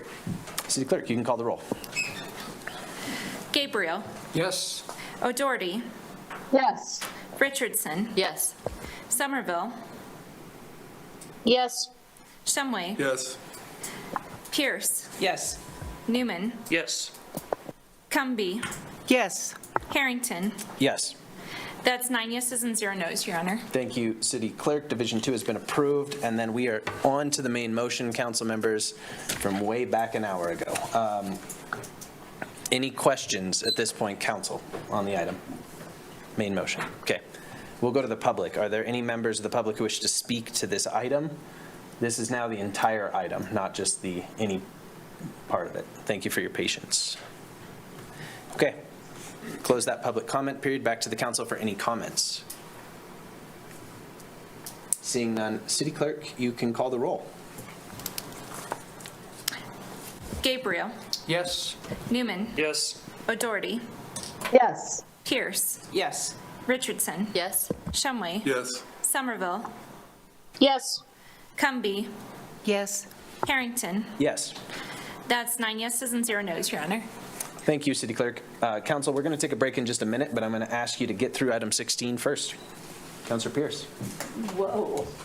Here we go. I move to approve the application to transfer resort liquor license number RT-4 from Hotel Investment Services GI, Inc. to SHG Laramie LLC, doing business as Hilton Garden Inn, Laramie, located at 2229 Grand Avenue, Laramie, Wyoming, for a licensing term October 4, 2023 through May 7, 2024, contingent upon receipt of all necessary documents and approval from the Wyoming Liquor Division, and authorize the mayor and city clerk to sign. Second. Motion by Pierce, second by Vice Mayor Cumbie. City Clerk, please. Thank you, Mayor and Council. The item before you was an application received in the City Clerk's office in early September on the 6th. This application is to transfer the resort liquor license from the current owner to SHG Laramie, Inc. So their operation plans appear to be about the same as the previous owner, so no major changes were noted in the transfer. I did receive note from their attorney's office today that they did have to delay their closure until October 10th. So I would like to ask the council if they could make an amendment to also make this motion contingent upon the closing of the transfer. Okay. I'm going to give the councilor just a moment. Then Councilor Pierce, when you feel ready, feel free to make that amendment. Yeah, I move that we amend the amendment. Just amend the motion. Amend the motion regarding the closing of the transfer license to a date? Do we have to? If we just leave it vague, council, that would be great. So just a contingent upon closure of the transfer. Of the sale, yeah. Period. Yeah. Okay. And that way, if for some reason they have a delay again, we can be fluid with that. Okay. City Clerk, do we need a second and a full process to this? Please. Okay. I'll second. Okay, the amendment is by Pierce, second by Newman. Council members, any questions? For the transfer, thank you. Okay. Seeing none, we'll go to the public. Any members of the public wish to speak to this amendment? Seeing none, we will close the public comment period. Back to the council for comments. Seeing none, City Clerk, you can call the roll on the amendment. Gabriel. Yes. Shumway. Yes. Somerville. Yes. Newman. Yes. O'Doherty. Yes. Pierce. Yes. Richardson. Yes. Cumby, Yes. Harrington. Yes. That's 9 yeses and 0 nos, Your Honor. Thank you, City Clerk. Back to the main motion. Council, any further comments, questions? Okay. Any members of the public wish to speak to this item, go ahead and raise your hand if you're on Zoom or come forward in the room. Seeing none, I will close the public comment period at this time. Back to the council for comments. Mayor, we may or may not have an applicant here in the room. I'm not sure if you wanted to If open the it up to them. applicant is in the room, you're welcome to say something to the council. Certainly no requirement. Or if you're on Zoom, you would just raise your hand for us. Okay. I don't see one, City Clerk, but I appreciate you thinking of that. All right, you can call the roll, City Clerk. Sorry, I'm drawing a new box here really quick. We're going to take a quick break so you can get some more paper. O'Doherty.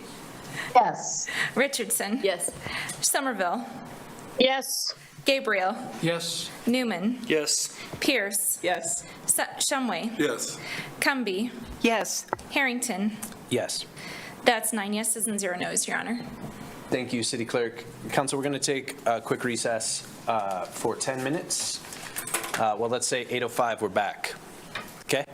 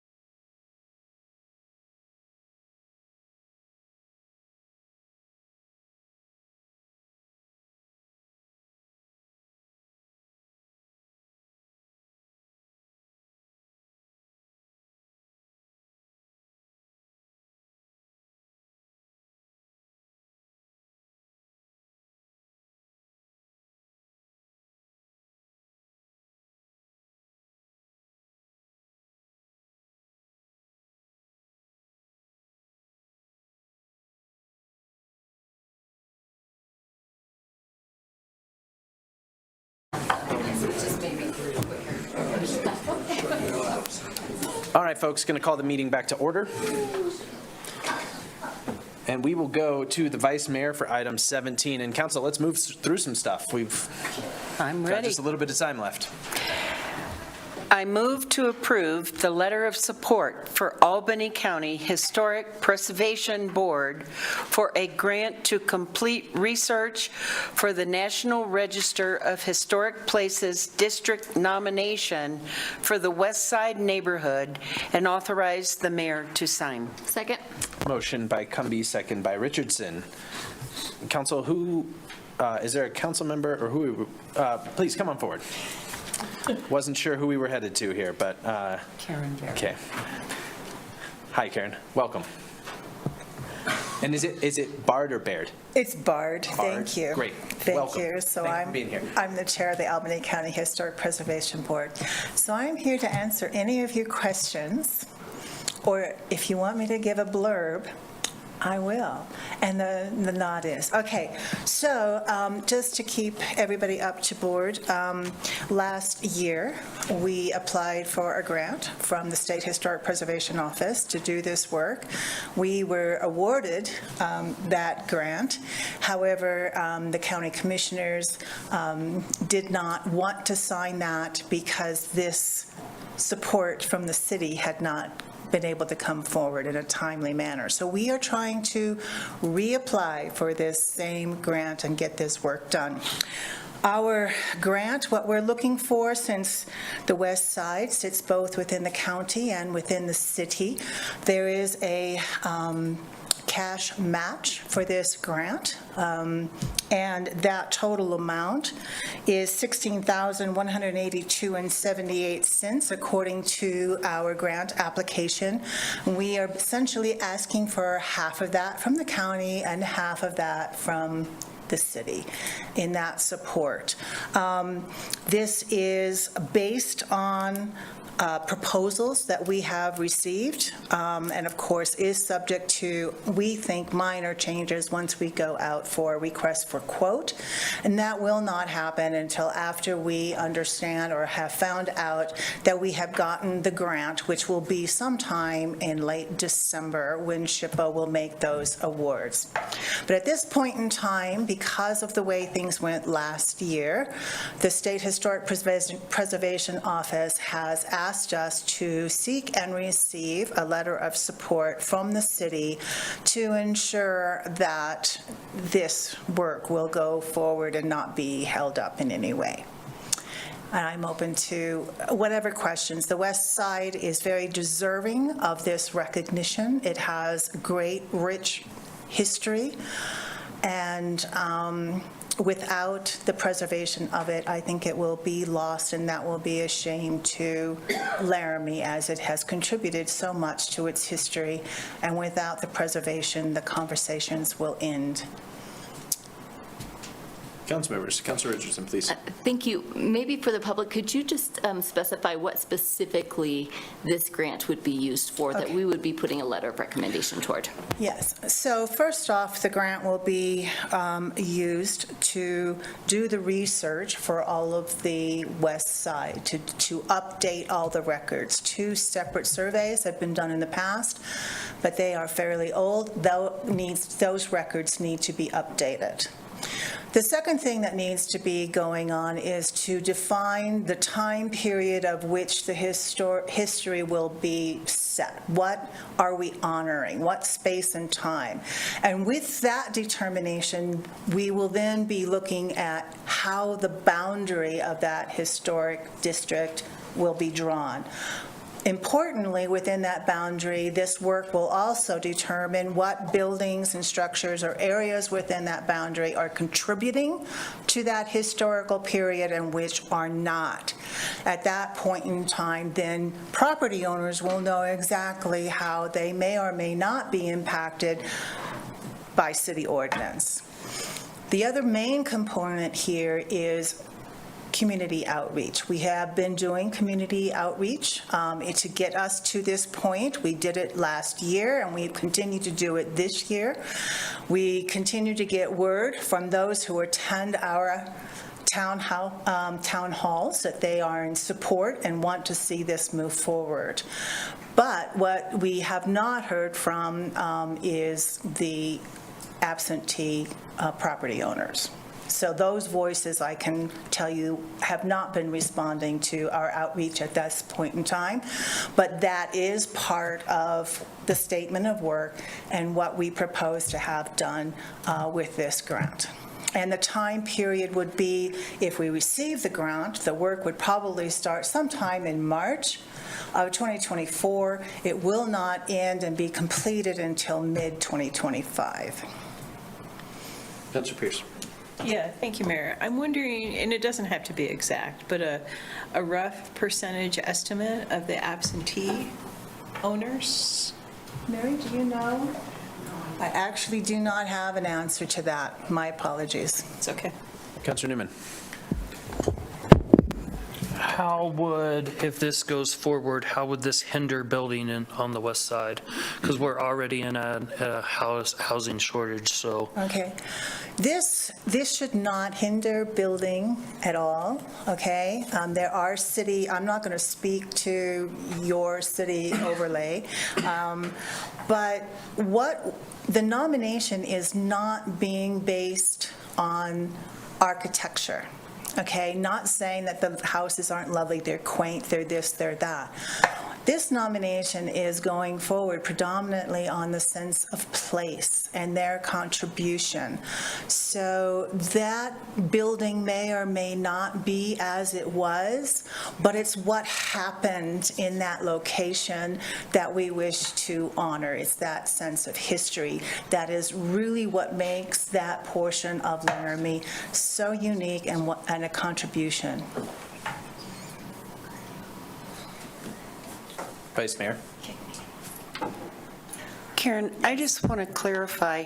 Yeah. What this grant is seeking is historical designation, but at the level that you're asking right now, that does not impose restrictions on property owners. It may enhance the neighborhood by being a historic designation, but there's no restriction on property owners. Is that correct? That is correct. At the national level, this designation does not put any restrictions on to the property owners. Now, I understand that there is city code within historic districts, and I am uncertain as to whether or not that gets triggered by this nomination or whether it gets triggered by a city overlay, a historic overlay, which I don't even want to discuss tonight because that's not what we're after. That is up to you and your business. But at the national level, there is no incumbents on property owners. Thank you for that. And the property, because like I said, the architecture and the structures themselves are, as far as we see it today, are not the primary cause for our wanting to have the West Side neighborhood nominated. Now, this is not a guarantee that they will get onto the National Register. This is the groundwork to prepare that nomination form. Thank you. Staff, is that the case? Is it would be dictated entirely by our code? And are there, my other question would be, are there other parts of the city that would be affected if we modified that code? Mayor, Council. So the City of Laramie does have code regarding historic preservation, okay? So, and specifically, if you want to take a look at it yourself at some point, it's in 15.14.180. Uppercase B. And it's very brief, but the applicability of this section comes in 3 different times. Any structure that's designated as a historic structure on the National Registry of Historic Places, a structure designated as a historic structure on the Wyoming State Inventory of Historic Places, Or C, structures designated as contributing structures to any National Registered Historic District, which is kind of where something may fall within what we're talking about here, if it goes that direction after that. You'll see within this section, there are two main things that I will point out. There are restrictions on demolition. There's a waiting or cooling off period, as well as requirements for maintenance, as well as some neglect enforcement procedures that we can place on properties once the district is formed. So that's a really brief summary, but it does exist in our code. To answer the second part of the question, no, it doesn't apply to any other areas of town unless it meets one of those three criteria. And so we do have some of those districts. We have the Ivinson Historic District, which is just right over here. Those things come into play and have come into play periodically over the years. Not very often though, but it does. So that's I think that answered the two questions. Two-parter. Thank you. Okay. All right. Appreciate that. Councillor Somerville? Mayor, I have a few questions. I think Mr. Tini just answered some of them. So I just want to recap, make sure I understood, because I know we've been over this, but it's been a while. So if there is a National Historic on the Federal Register designation, our ordinance would be triggered as it does for several other places in town already, downtown and a few others, and they all exist under that one similar ordinance for our local laws, right? There's not a separate ordinance that applies to the historic designation of downtown versus the Laramie Plains Museum versus There's any head nodding. Councillor Somerville, there's head nodding saying no, you are. Thank you. Seems you're correct. Okay, I have another question for Mr. Tini, which is, so the last conversation that we had about this topic in general, given the kind of conflicting requests we have from constituents at that time in the West Side neighborhood, the planning department was going to conduct itself some meetings to talk about the difference between the historic preservation designation and potentially an overlay, and really explain all that and to get that feedback. Have we conducted those neighborhood meetings from the city perspective? I know that the Historic Preservation Society has done some town halls, but have we done those? Mayor, council, no, we have not done those. Thank you. Okay, do we have, just a follow-up, do we have a timeline intention on going forward and doing those? No, we have not set a timeline for those, no. Okay, thank you. Mayor, I have another question if I can. Okay. And this would be for Ms. Bard.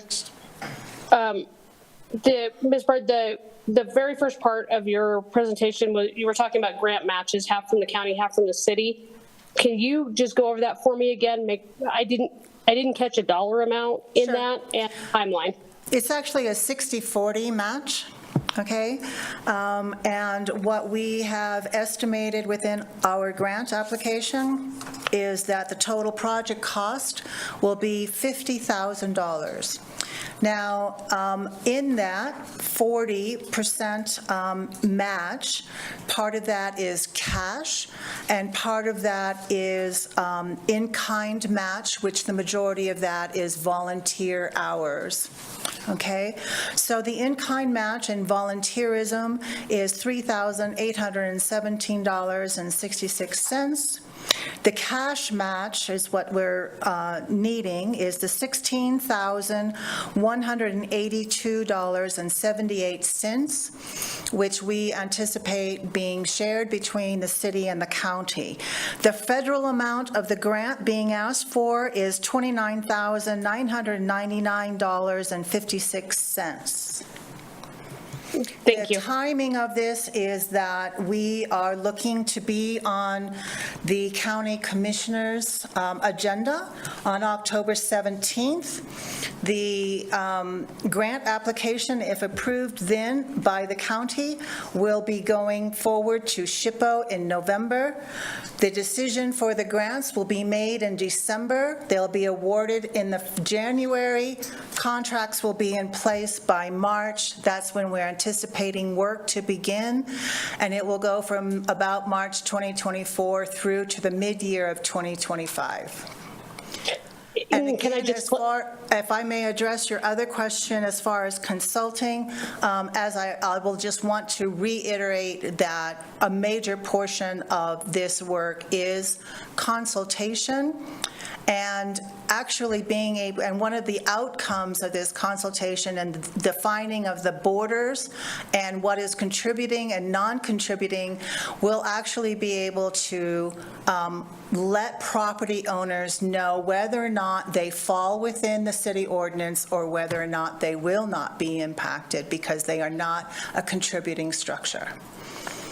Ms. Barty, if I could just clarify, so with this, not just the letter of support, you're asking the council to approve the $8,000 match tonight, correct? We are expecting that your letter of support will be acknowledging the fact that we're going to be wanting $8,000 and some chump change from the city next year. Thank you. Assistant City Manager.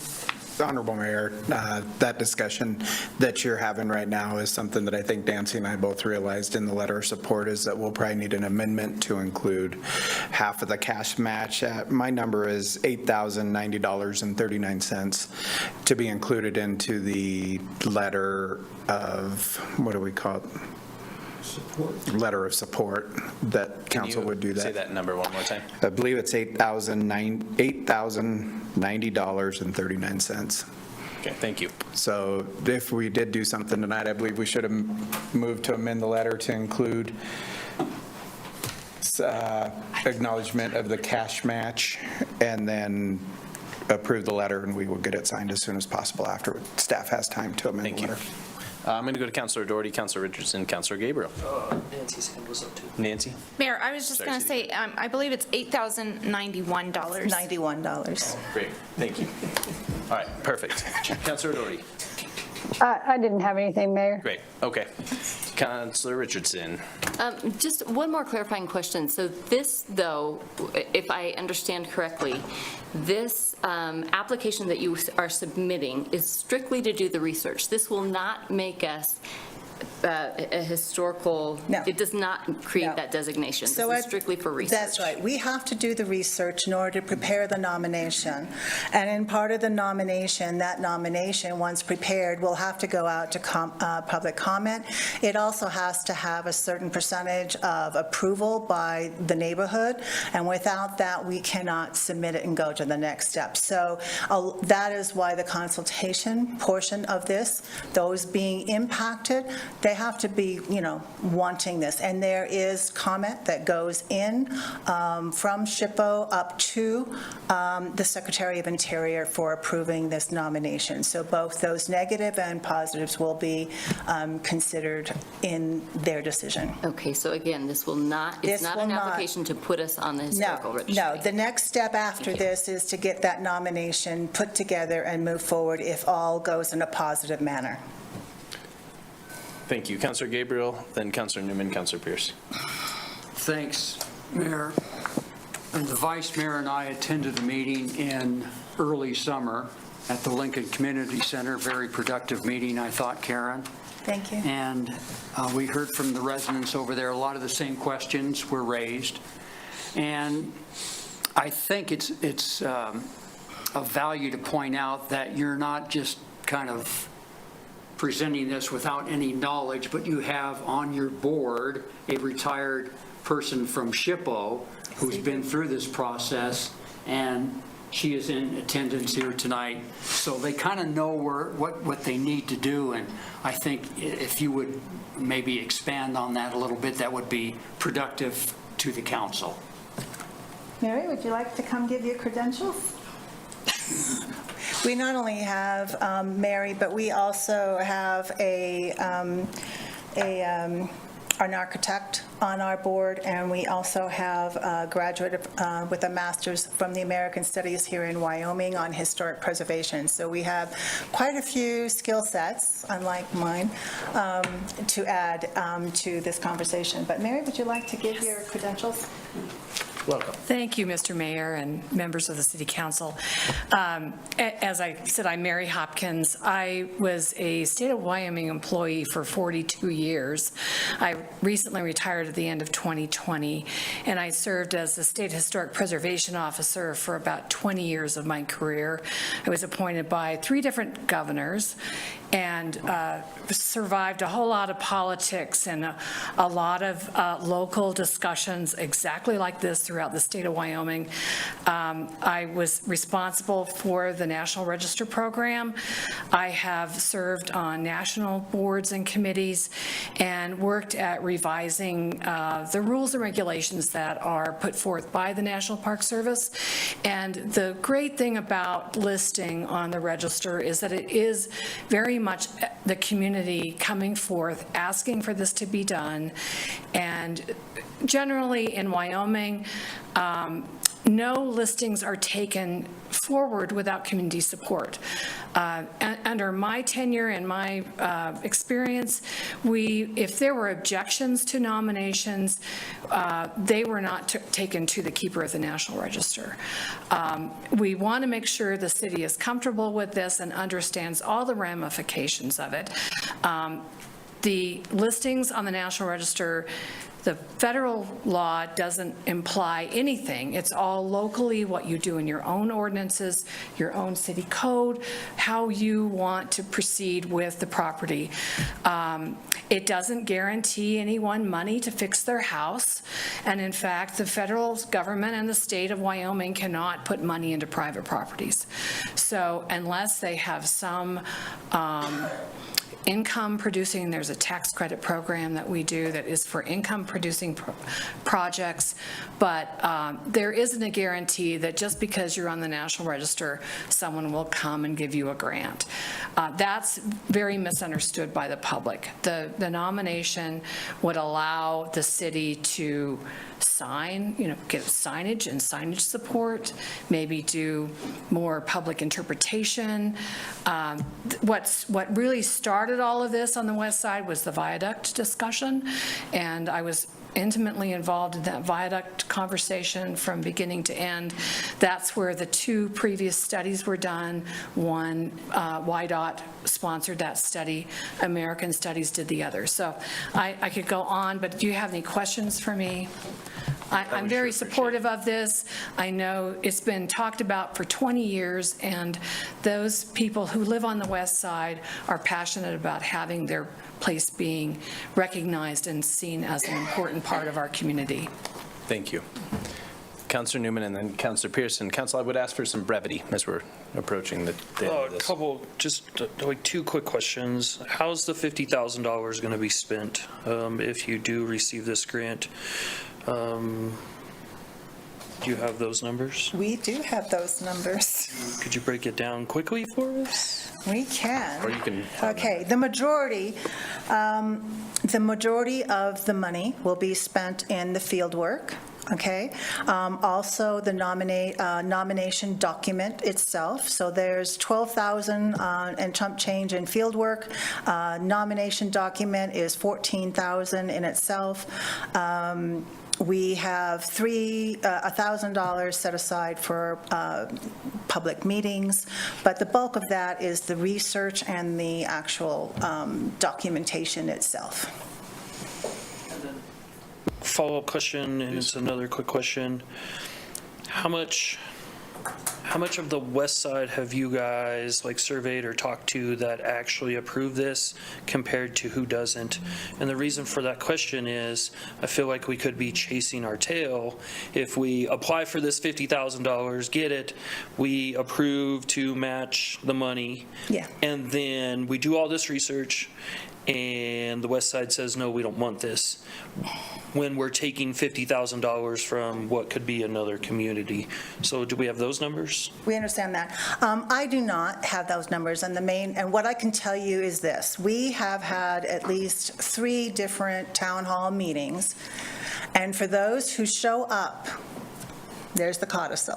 Those who show up to our meetings, they are all supportive. We have questions, we have verifications, we have conversations, but they all are in support of moving this forward. The people who are dissenting are not showing up to our meetings, and so I don't know why they're not there, whether they're against it, or they're too busy, or they're, like said, absentee. So I cannot answer that question with the information we have.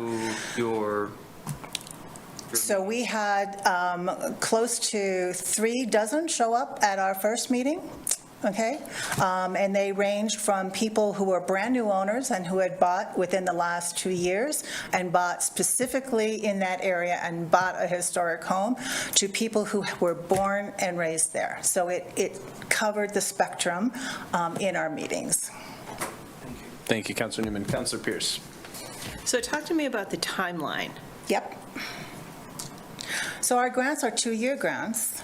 Okay, and so on our timeline for our grant application, as I said, probably starting in April, okay, we will be having a kickoff and start doing the research. We'll be doing the background research, developing our GIS tabular database for storage and documentation, which is required by the state of Wyoming.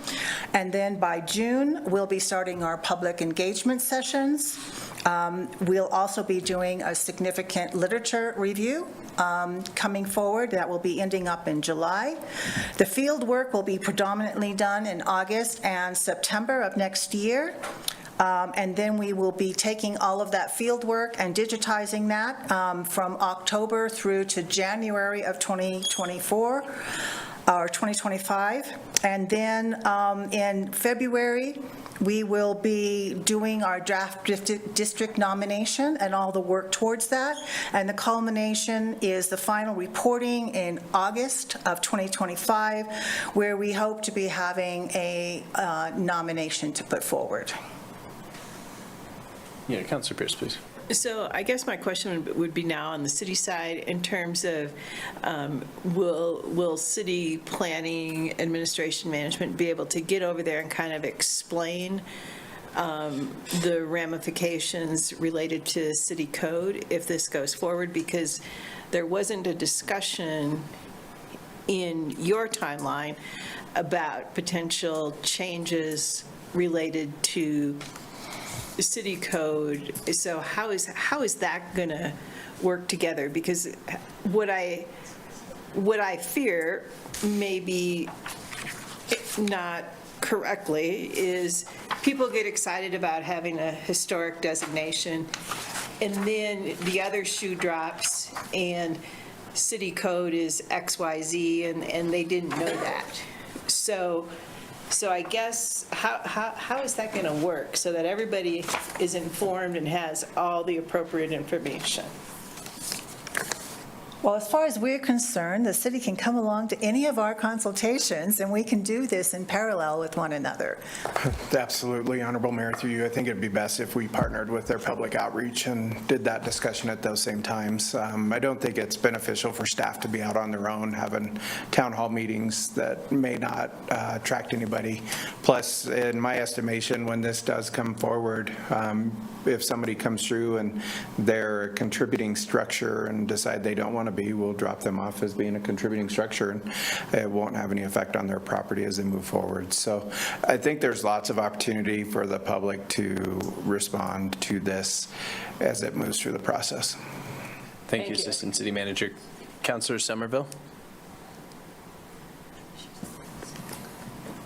Thank you, Mayor. I have 2 questions. I guess one is for Mary.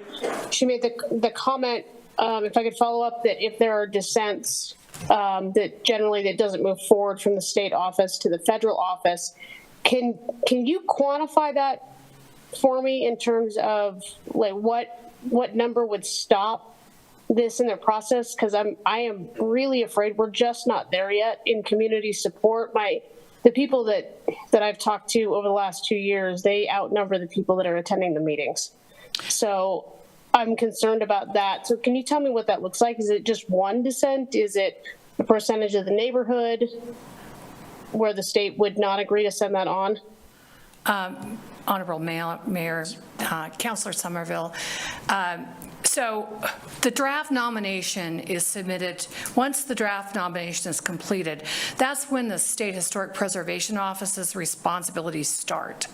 And they're required under 36 CFR 60 to follow certain steps. Number one, they have to notify the local government and all of the property owners. And they send out registered letters, they notify everyone, they put the nomination up on the web so everyone can see it. Then they have an open period for public comment. They take that public comment, they get the dissension list, they come through, then each property owner that dissents must write a notarized letter back to the state. That becomes part of the record.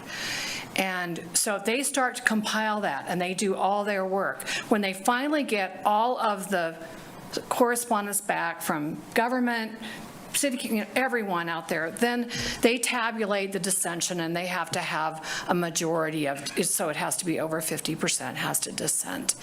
And in that case, then usually the state will wait. They will work through the dissensions because they don't want to put something forward that is in that much problematic to a community. So honestly, I don't work there anymore, but I would be very surprised if they would feel that way. But they're going to be in communication with the city and the county in consultation with whatever happens in the next step. There have been other nominations that have gone through this problematic phase, and we've waited and then waited for those things to work themselves out, get cleared up to go forward. So this project that we're asking for is just to get that to that draft stage that then the state can take and do the rest of the required federal process. I appreciate that. And if I could just clarify, so in terms of the contact with local government, is it required that the city council give a letter of support of whether the local government supports this district? My impression was that was not required for the actual submission. So after we approved this grant, this conversation really wouldn't come back to the governing. Yeah, Councilor, it will come back. It isn't a federal requirement, but as you can see, here we are asking for your support because we care about your support. And I think this demonstrates that we will be back to talk to you all when the draft nomination is completed. That's a commitment on our part. And I believe still the state's part. They'll be back. Thank you. Honorable Mayor and Councilwoman Somerville, I would like to make two additional comments with respect to this. First off, I respect the fact that you have, and all of you council members have probably been hearing some negative things. We have not.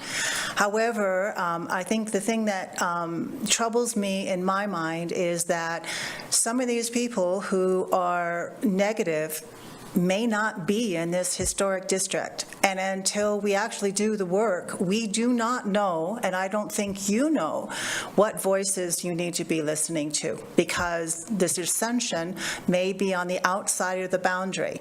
And this work has to be able to separate that. That point, Ms. Bard. Because I'm not sure you live in the district either. I do not live in the district. I think let's hold off on that piece. That's characterizing where people live, please. But the point is, we do not know what properties will or will not be in the boundary at this point in time. And second of all, as far as needing your support, we do need your support. We need this now from the standpoint that the reason why this work is not already going forward is because the county commissioners would not sign the contract because we did not have your support. And we will be in that position again if we do not get your support tonight. Thank you. Vice Mayor? Just two things. When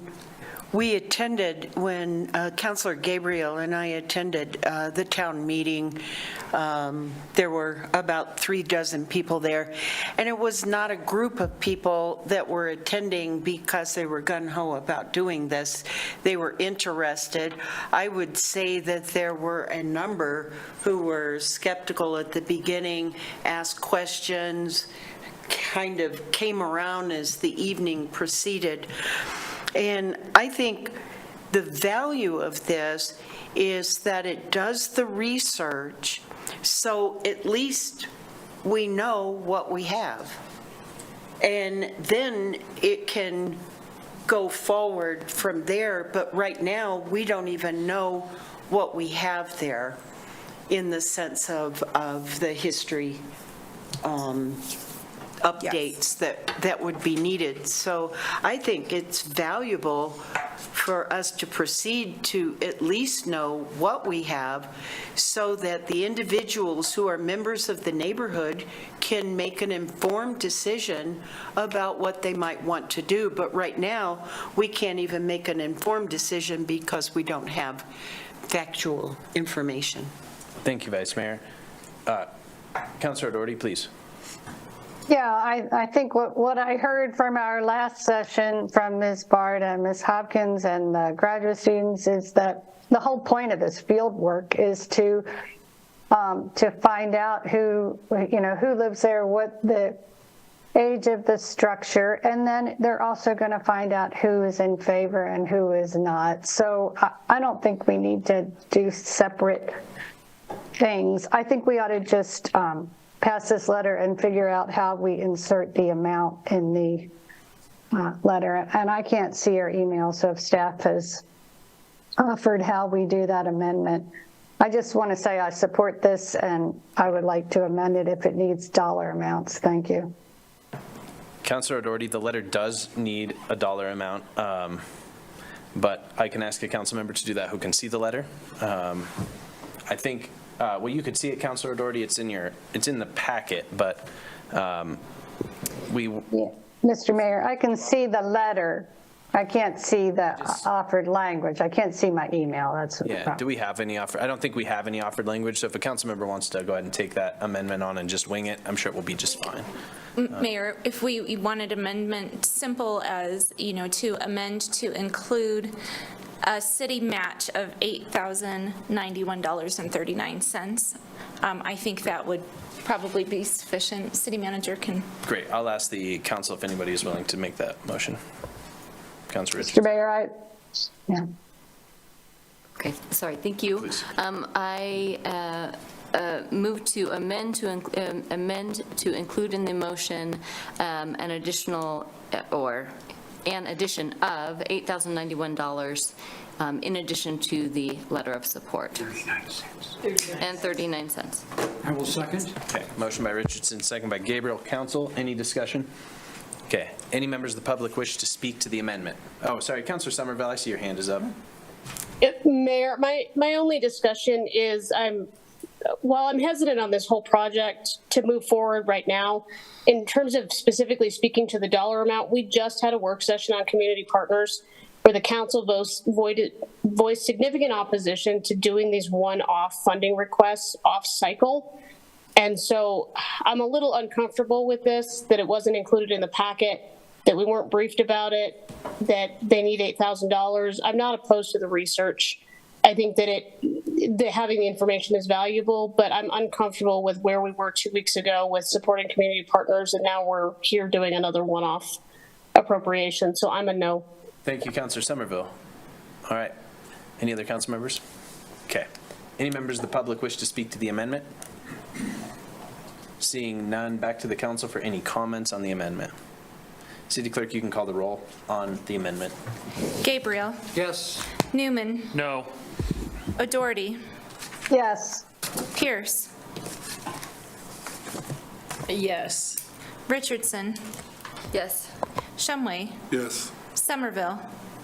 No. Cumby. Yes. Harrington. Yes. That's 7 yeses and 2 nos, Your Honor. Thank you, City Clerk. Back to the main motion. Councilors, let's wrap this up if you're okay with it. Go to the public. Any members of the public wish to speak to this item? Please come forward. Mr. Montoya, welcome. Thank you, Mayor. I'll be brief. Mayor, City Council, Paul Montoya. As a member of the public, I'd like to speak in support of this. I think the Albany County Preservation Board, Historic Preservation Board, does an incredible job, and in the long run really helps us become a stronger community. I'm sure that they'll be recognizing locations within this district that predate us being a state. So for us to not move forward, at least on the research at this point, I think would be a shame. So I do speak in favor of it. Thank you. Thank you, Mr. Montoya. Are there any other members of the public that wish to speak to this item? Come forward or raise your hand on Zoom. Seeing none, I will close public comment. Back to the council for any final comments before the vote. Councilor Somerville. Mayor, I'll be brief in that I am disturbed that we have not had the meetings by the Planning Commission, but sorry, not the Planning Commission, the Planning Department yet. I know that they are very work strapped, but I think the clarity is really, really, really needed. I have no opposition to the research. I'm not comfortable with funding this at this point. I would be comfortable funding this next year after we've had these meetings. I have talked to some of the people that were at those meetings, and one of the disturbing continuing misinformation pieces that seems to be floating out there is that there's no building restrictions, when in fact, while it is true there are no federal building restrictions, this does result in local building restrictions. And what these members of the community that are talking to me are really wanting is they want protection for what's being built on the vacant lots.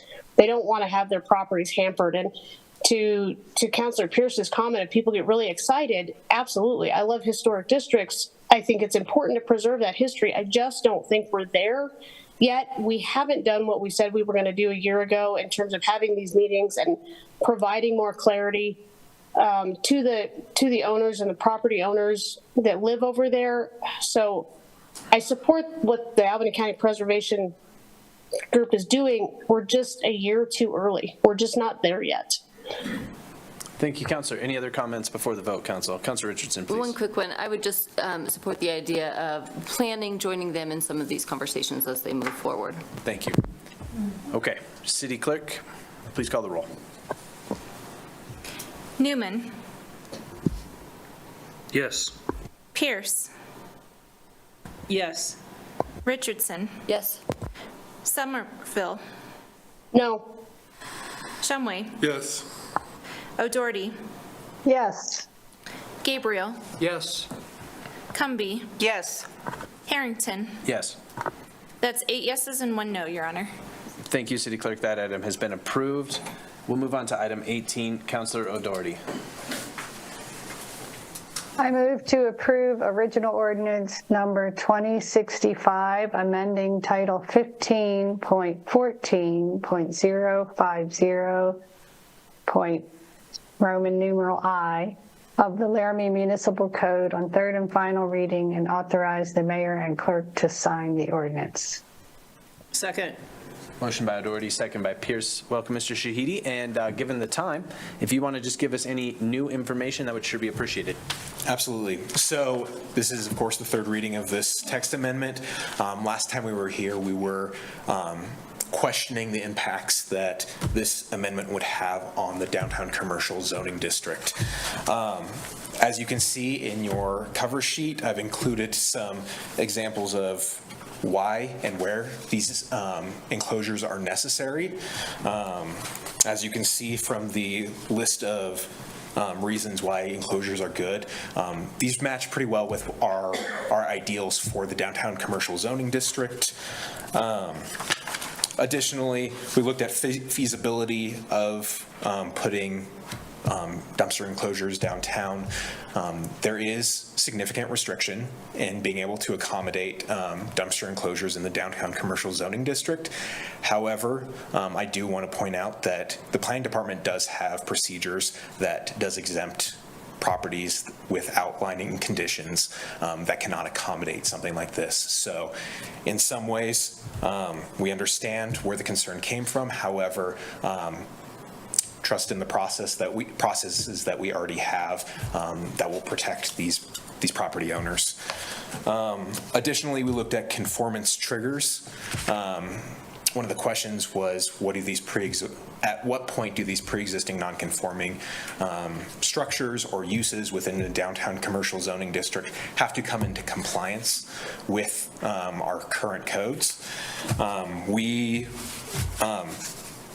We've listed those out there. If you have any questions about those and maybe the impacts they would have on current businesses, future businesses, you can certainly answer those.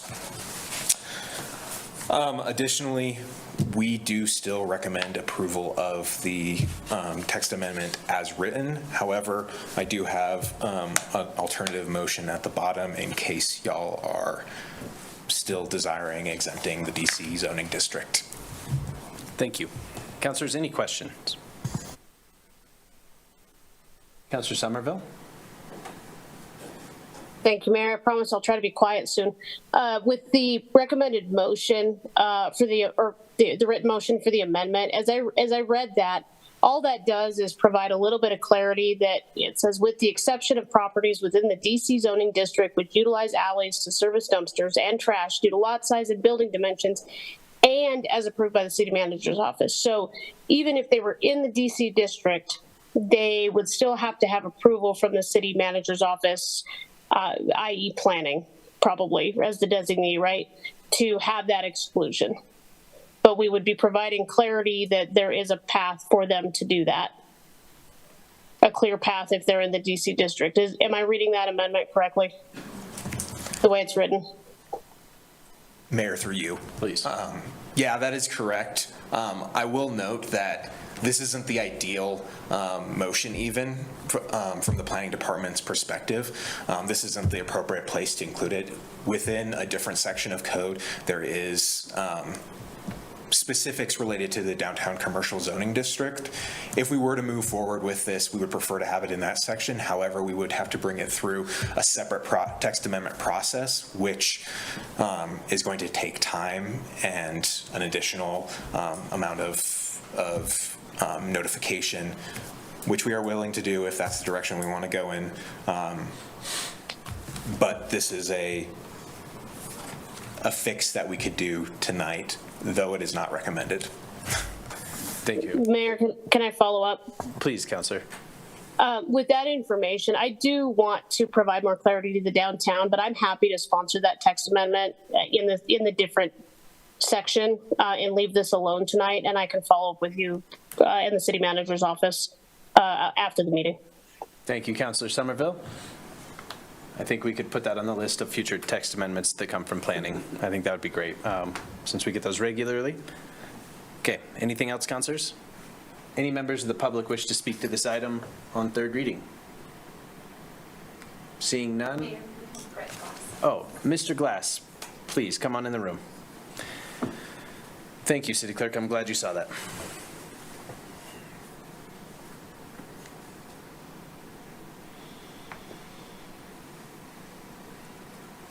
Welcome, Mr. Glass. Whenever you're ready, you can start, and you will have 3 minutes. Good evening, Mr. Mayor, members of council. I would like to ask respectfully that someone move the amendment, because even though it's not ideal, and it'd be nice to have. I think I know what the staff member who spoke had in mind. I think you wanted to perhaps remove a check from a checkbox elsewhere in the code about this. We'd still like to have some confidence that something will be done, because who knows when or how this is going to come up in the future. There simply is no place in the downtown alleys for these enclosures. And while they might be nice to have, certainly in a residential area, I mean, there are certain practical limits on what you can do downtown. We don't want to restrict the downtown. We don't want to restrict the growth of our community. And again, too often, as I mentioned in a previous meeting, too often people don't understand how things are done in downtown, how we have to accommodate the limited amount of space that we have, and the fact that buildings were built to the lot lines, and there just isn't room for things. So I would like to ask, I don't know if this will be honored, but I would like to ask if someone move the amendment tonight, simply because those of us who have to work and do business and, downtown need to have some assurance that there's a provision for us to approach the city and have it do the right thing and not restrict us. So that's the comment that I have. I hope you'll consider taking this amendment into consideration. Thank you. Thank you, Mr. Glass, for taking time to join us and stick around until the end. We sure appreciate it. Any other members of the public wish to speak to the council on this item? Okay, seeing none, I'm going to close the public comment period back to the council for any comments before the vote. Okay, seeing none, City Clerk, you can call the roll. Gabriel. Yes. Newman. No. Pierce. Yes. Shumway. Yes. O'Doherty. Yes. Richardson. Yes. Somerville. Yes. Cumby. Yes. Harrington. Yes. That's 8 yeses and 1 no, Your Honor. Thank you, City Clerk. Councilor Pierce, item 19. Sorry, that has been approved. I should declare that. Thank you. Thank you, Mayor. This is second reading. I move to approve original ordinance number 2066, amending multiple sections within Titles 5 and 15 of the Laramie Municipal Code for the purposes of updating definitions, uses, dimensions in city code as a standard practice as recommended by the Planning Commission on second reading in accordance with findings of fact and conclusions of law. Is there a second? Second. Motion by Pierce, second by Gabriel. Mr. Gabatuller, welcome. Thanks for sticking around. And same note, I'll have you just mention anything new on this. All right. Thank you, Honorable Mayor, members of council. On second reading tonight of the text amendment update, there were 2 questions that came up at first reading that I would like to address and then take any questions. First of all, on item number 2, under substantive changes, this would be page 2 of the Planning Commission staff report. There was a question as to just the grammatical structure of that. And, we looked into it. It does read a little strangely, but it is, according to ChatGPT, grammatically correct. So I want to throw that in there. The second comment has to do with the storage requirements. And that item is under the minor changes. Pull that one up.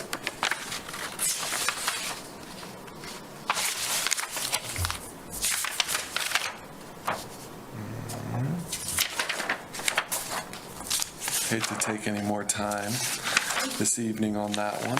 No problem. I will find it here. Should have brought my laptop up.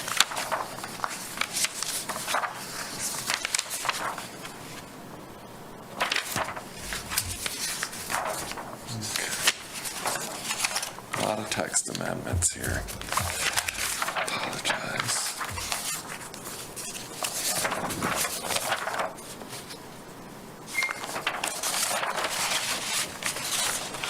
Yes, here we are. On page 12, under substantive changes, number 18, there was a question as far as whether this was an optional section of code. Essentially, there's several options for developers to consider here, and that is the case. So this addition to garage space to get to that additional storage space that's required for multifamily is one of 5 options. So I'll turn it back over to you, Honorable Mayor, for questions. Thank you, Mr. Gabatuller. Council members, any questions about those changes, or I suppose the text amendments more broadly on second reading? Seeing Councilor Newman? Okay.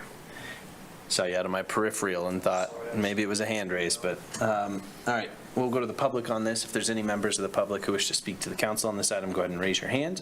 So Mr. Glass has his hand up, so we can readmit him into the room.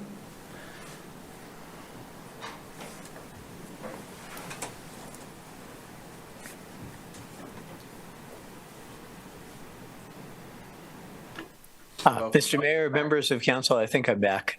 You are. Yes. Okay. I just wanted to make one comment on this one, which is, again, sort of related to Section 12, where it states that on all corner lots or parcels of land on which a front setback is required, no obstruction will obscure the view of road user that will obscure the view of road users shall be placed within a triangular area formed by the adjoining street right-of-way lines or property lines and a line connecting them at points 25 feet back of the intersection of said street right-of-way lines. This makes sense if the building doesn't come out that far. It doesn't make sense if it doesn't make sense otherwise. And in fact, what we could wind up doing is severely restricting parking and other things. So we may want to modify this so that it states that one should only do this if whatever one does would actually restrict a sight line that already exists.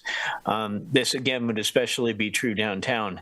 It just concerns me again that they were restricting some things like parking altogether too much, and again, parking is already scarce in so many areas of town that we don't want to do that.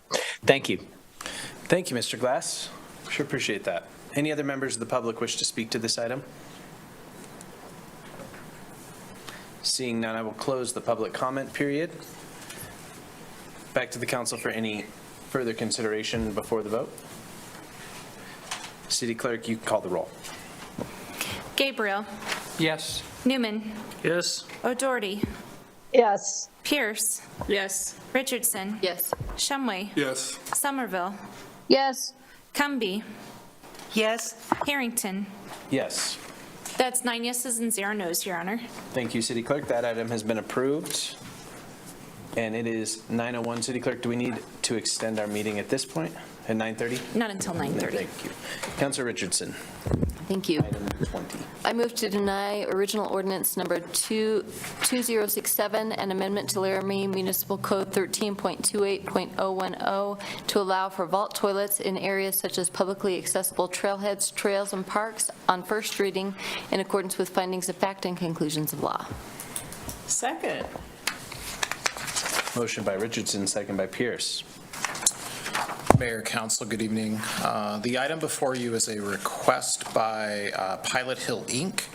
to modify a section of Laramie Municipal Code, which is found in Chapter 13, essentially to allow vault toilets within public trailheads and park areas within the city of Laramie.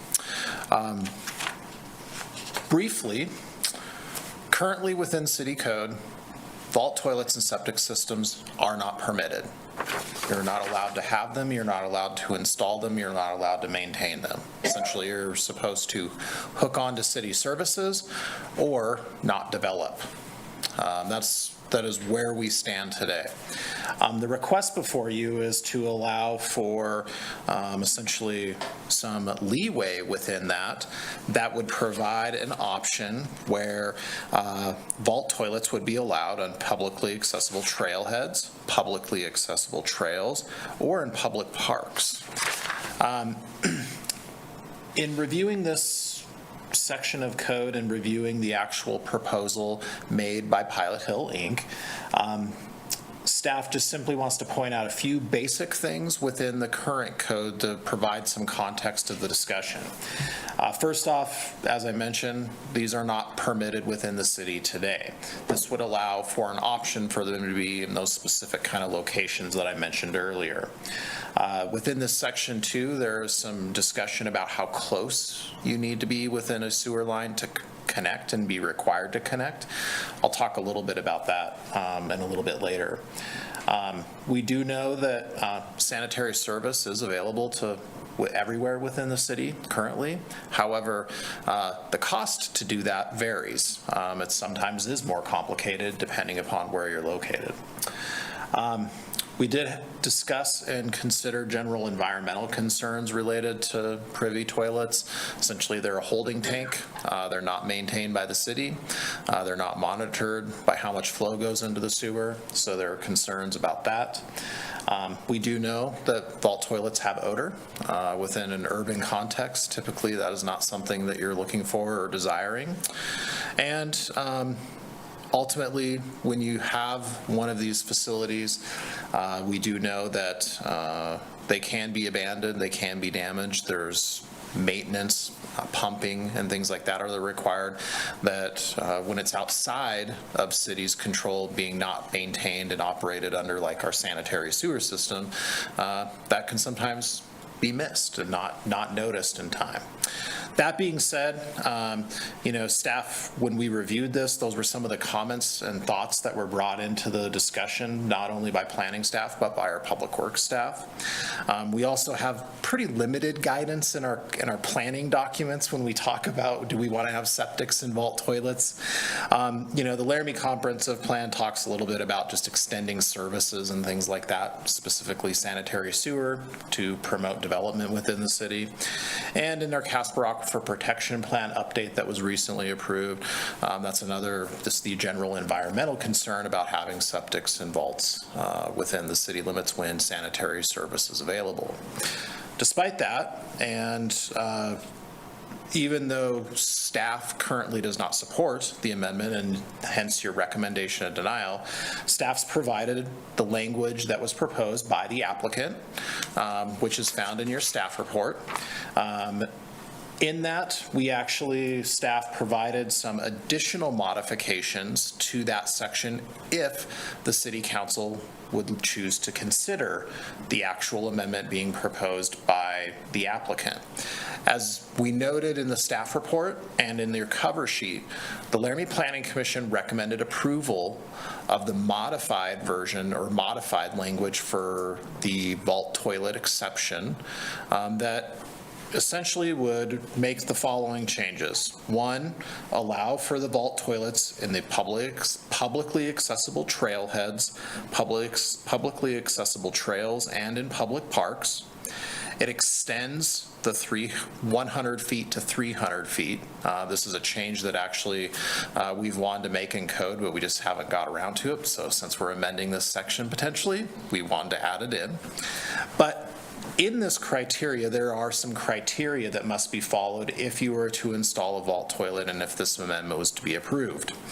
One, we have the vault toilet would be required to go through the site plan application process. This is our standard application process done by planning that reviews where the building is going, meeting setbacks, meeting design requirements, not encroaching on utility lines, all the common things that you would have anytime you build a structure. It also notes that a site-specific investigation would be required if this was located within the Casper Aquifer Protection Area.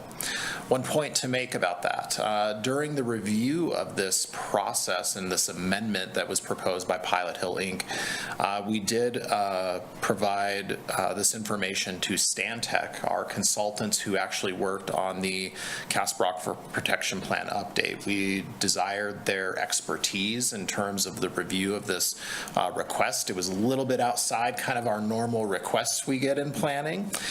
You'll see that information included in your packet. What you'll find is Stantec felt that having a vault toilet was generally okay, as long as the site-specific investigation was done in accordance with the standard Casper Aquifer Protection Overlay Zone requirements. So that's something I want to point out and why that's included within that criteria. You'll also see that access for the service of these vault toilets be on site essentially and not cross sidewalks and come in from the public right of way. We note that vault toilet construction comply with Wyoming Department of Environmental Quality and Albany County regulations. This is kind of unique. Albany County is the one who reviews vaults and septic systems within the county, and they would actually look at this to make sure it's properly installed. Now, that does not mean that the city would not be looking at this. Our public works staff, with standard when we're installing things like this, would also be there for review. The requirements under the Wyoming Department of Environmental Quality are found in Chapter 25 of DEQ's regulations. Those do include standards as well that require certain types of design for the tank, as well as the size of the tank and general maintenance requirements. The last two items is that we know that we would require that the vault toilet be no more than, or to be more than 300 feet from any adjoining property boundaries or public rights of way. This is mainly for odor, smells, things like that. And that the owner contract with a service provider for pumping and maintenance, and that a separate joint agreement with the city be required related to the said maintenance. This is an ability for potential tracking of that it's actually being maintained, and that we don't see a contract at the beginning of the process and then 10 years later it's no longer being maintained. So what you'll see is you have an ordinance that is the Planning Commission's recommendation that they recommended approval that is before you. As we note within the staff report, staff is recommending denial of the ordinance. However, if the council so chooses to approve the ordinance is available there for you. It is the modified language, which is the changes that we made based upon what was proposed by the applicant. So with that, we did our normal notice. We have not received any comments regarding the proposal, and included in your report is also a letter from Pilot Hill regarding their request. So I would be happy to answer any questions. I know that the applicant has a representative here who I believe has some things that they would probably like to say as well. So that's all I have. Thanks. Great. Thank you, Mr. Taney. Councilors, any questions before we go to Pilot Hill folks? And I want to be clear, the motion on the floor is to deny the ability to put in a vault toilet. Okay. I know Sarah Brown Matthews is waiting in our participants list. I imagine she will have something to say to the council. City Clerk, if you wouldn't mind letting her in.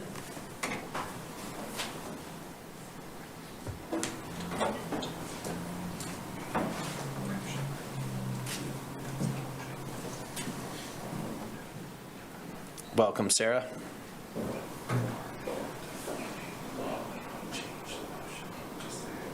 Good evening, Mayor and City Council members.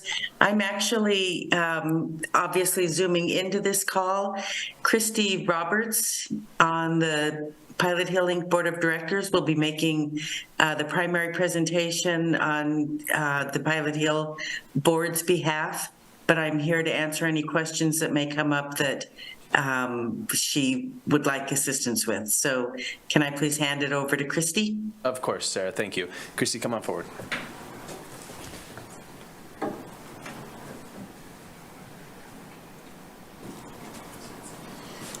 Good evening, Mayor, council members. I'm Christy Roberts. I'm a Pilot Hill board member, and we want to thank you for considering this code text amendment application this evening. We do have a brief PowerPoint prepared that I can go through quickly, I promise, if you guys are so inclined. Please. Okay.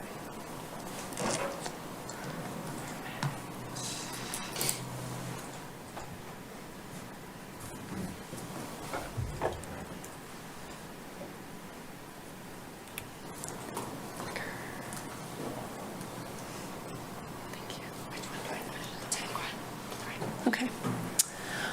So this code text amendment we are proposing addresses a changing condition in Laramie's growing recreational offerings and community needs. There are multiple examples across the Mountain West of growing recreational opportunities and communities not matching the infrastructure needs of those visitors and negative outcomes from that. So we'd like to proactively address infrastructure for this, for the growing recreational opportunities at Pilot Hill and in other opportunities within the city. We'd like to avoid tensions between locals and visitors forthcoming. The modern vault privy, I want to be clear, it's not a septic system. It's not an outhouse. It is a closed, sealed tank. It doesn't discharge anything to a leach field. They are pumped on a periodic basis by specialized contractors. There's a separate vault for each restroom unit, and they have integrated ventilation systems to help with odor and evaporation.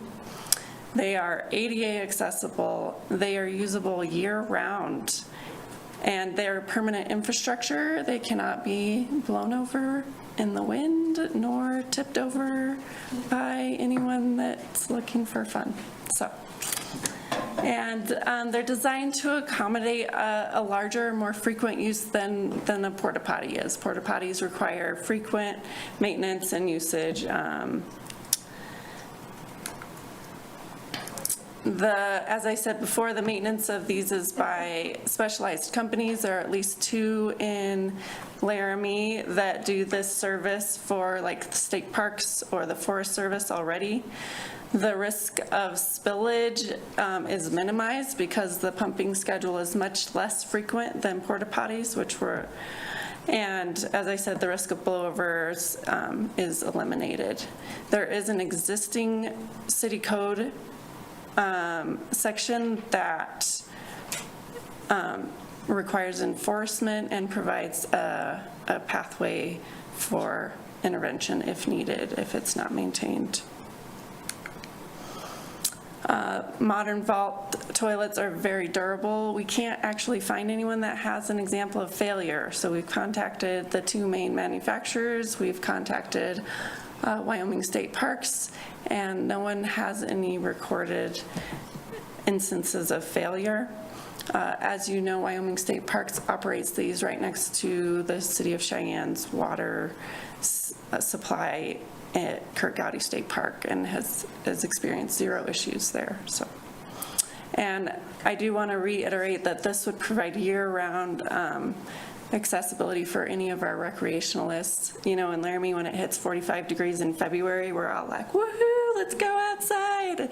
This will provide infrastructure that's usable in those states.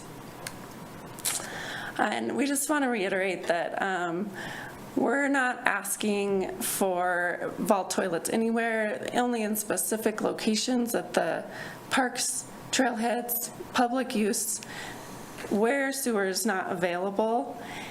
We believe that this is in agreement with the comprehensive plan in increasing our recreational opportunities.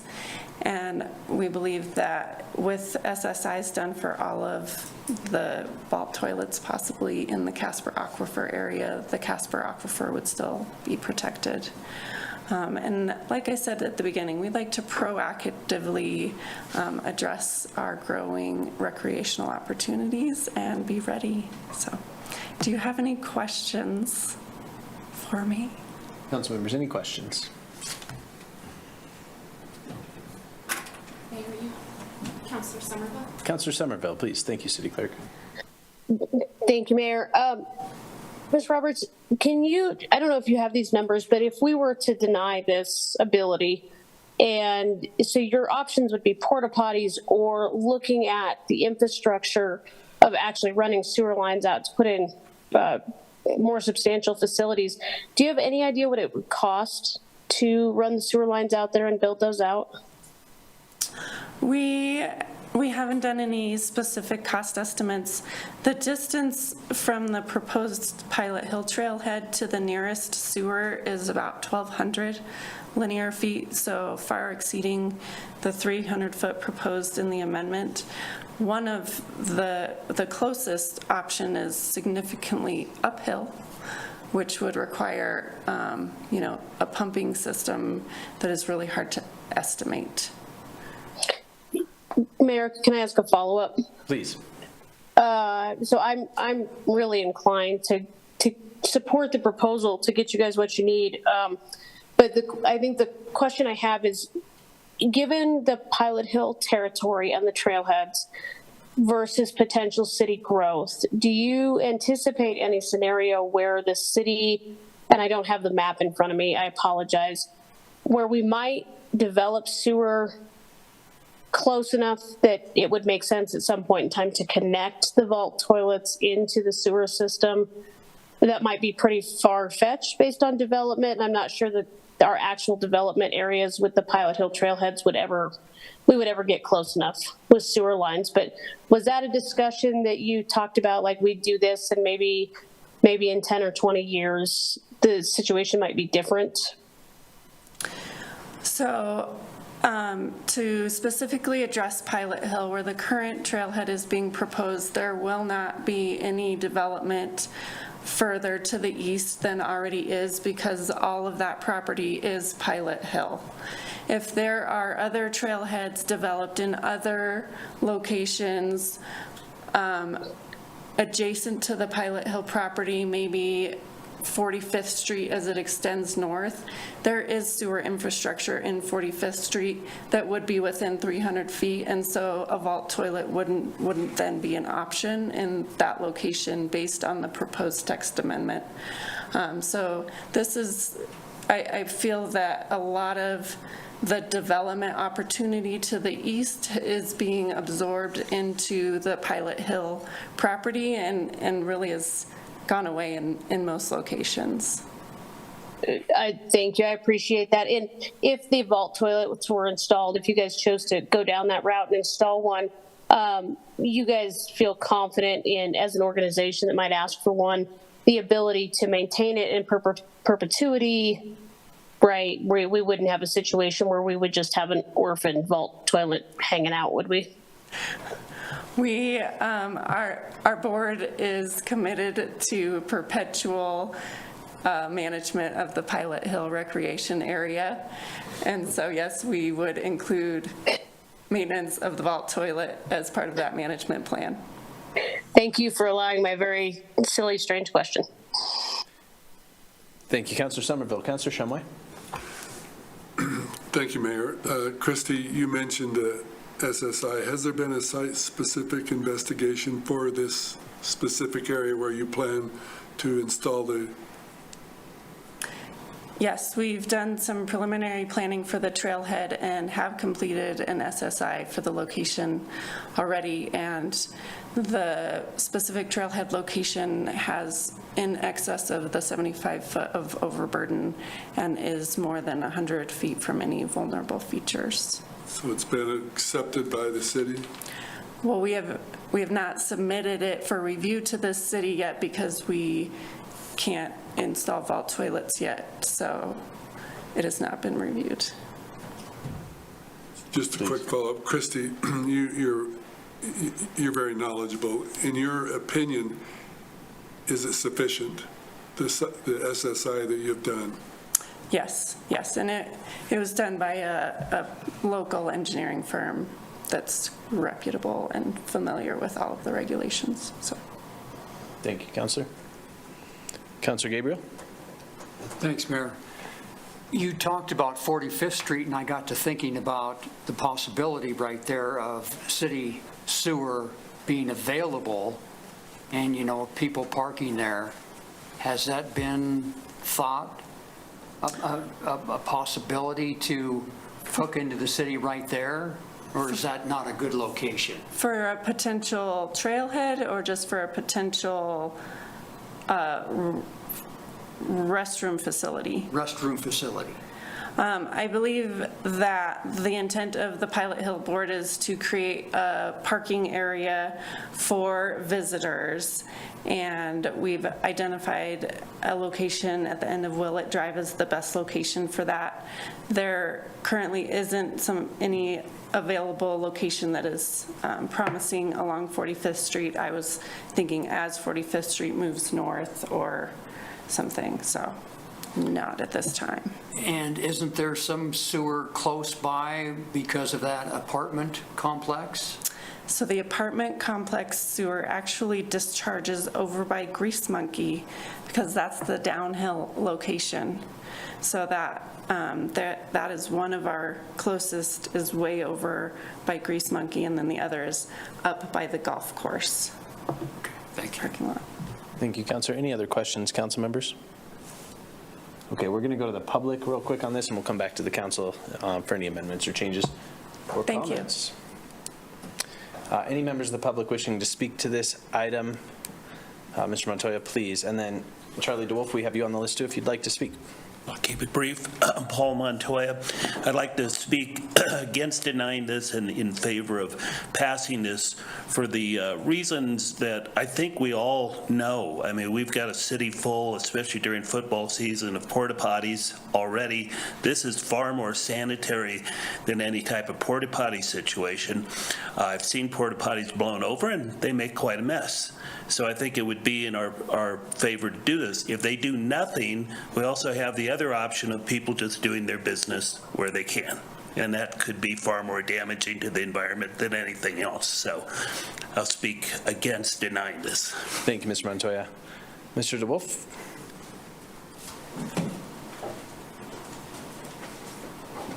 Just give us your name. You'll have 3 minutes. I won't take that. I'm Charlie DeWolf. Thank you, Mayor and Council. I just want to say that Christy gave a great presentation. We, as the Pilot Hill Board, and I am co-chair of the board, are trying to be proactive. We anticipate that Pilot Hill will get a lot of use. And if anybody saw Outside Magazine in the last couple of weeks, there was a huge feature on Laramie, and I've talked to people who are now worried that there's going to be an infiltration of lots of people coming to recreate in Laramie, which is good for our economy. And so we have purposely established a trailhead close to Laramie in the city so that it can direct traffic to town and hopefully charge our economy. Also, we want to have a trailhead, a central trailhead that manages access, because we really are aware that unmanaged access can cause the problems that Paul was talking about in terms of unrestricted access and less ability to control what goes on. So this is part of our plan. It seems like the location being nearly a quarter mile away from the nearest sewer location would make a vault toilet an important option, and it is also safe based on the research that we've done. So thank you. Thank you. Any other members of the public wish to speak to the council on this item? Raise your hand if you're on Zoom. Seeing none, back to the council. Any comments? Yeah. Honorable Mayor, if I could, I think I would lean on Nancy, our City Clerk Bartholomew and Planning Manager Taney. If council does choose to move to support the text amendment, the motion on the floor is for denial right now, so we probably need to talk about what the motion would look like or changing the motion at this point. And City Clerk, it would be preferable for us to change the motion if we chose to approve it to an approval motion rather than voting down. Yeah, double negatives get really complicated. So That is my sense, if too. we did an amendment to approve original ordinance 2067, that would be great. Okay, thank you. Councilor Richardson, if you would like to make an amendment, you're welcome to. I would like to make that amendment to approve original ordinance number 2067. Do I have a second? Second. Okay, motion by Richardson, second by Newman. Council members, any discussion on the amendment? Councilor Pierce. Thank you. Do we need to include any language related to the modifications with city staff? It is in that ordinance, I believe, already. Okay. Yeah. We're good? Good question. Okay. Any other questions, council? Back to the, Councilor Doherty. I just want to say it's a unique opportunity. If we're fortunate enough to acquire open space in natural areas, then the last thing we want to do is dig through and we also, the other last thing we want to do is have people go up into Pilot Hill and urinate over our aquifer. So I think this is really important that we get this done. Thanks. Thank you, Councilor Doherty. That would be a word I never thought was going to be on the record at a council meeting. All right. Any other questions or comments, council? Councilor Pierce, please.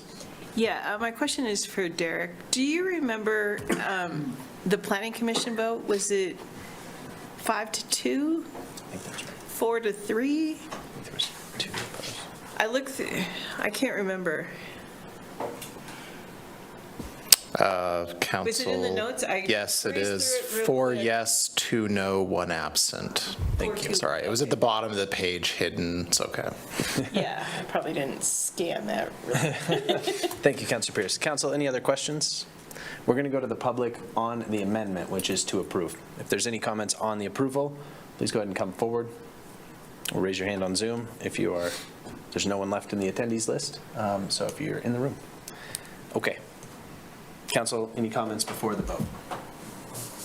City Clerk, you can call the roll on the amendment. Richardson. Yes. Pierce. No. O'Doherty. Yes. Newman. Yes. Gabriel. Yes. Shumway. Yes. Somerville. Yes. Cumby. Yes? Harrington. Yes. That's 8 yeses and 1 no, Your Honor. Thank you, City Clerk. That amendment has been approved. And Council, we're now to the main motion. I would ask if there's any further questions on that. Back to the public before the vote. Any members of the public wish to speak to the main motion?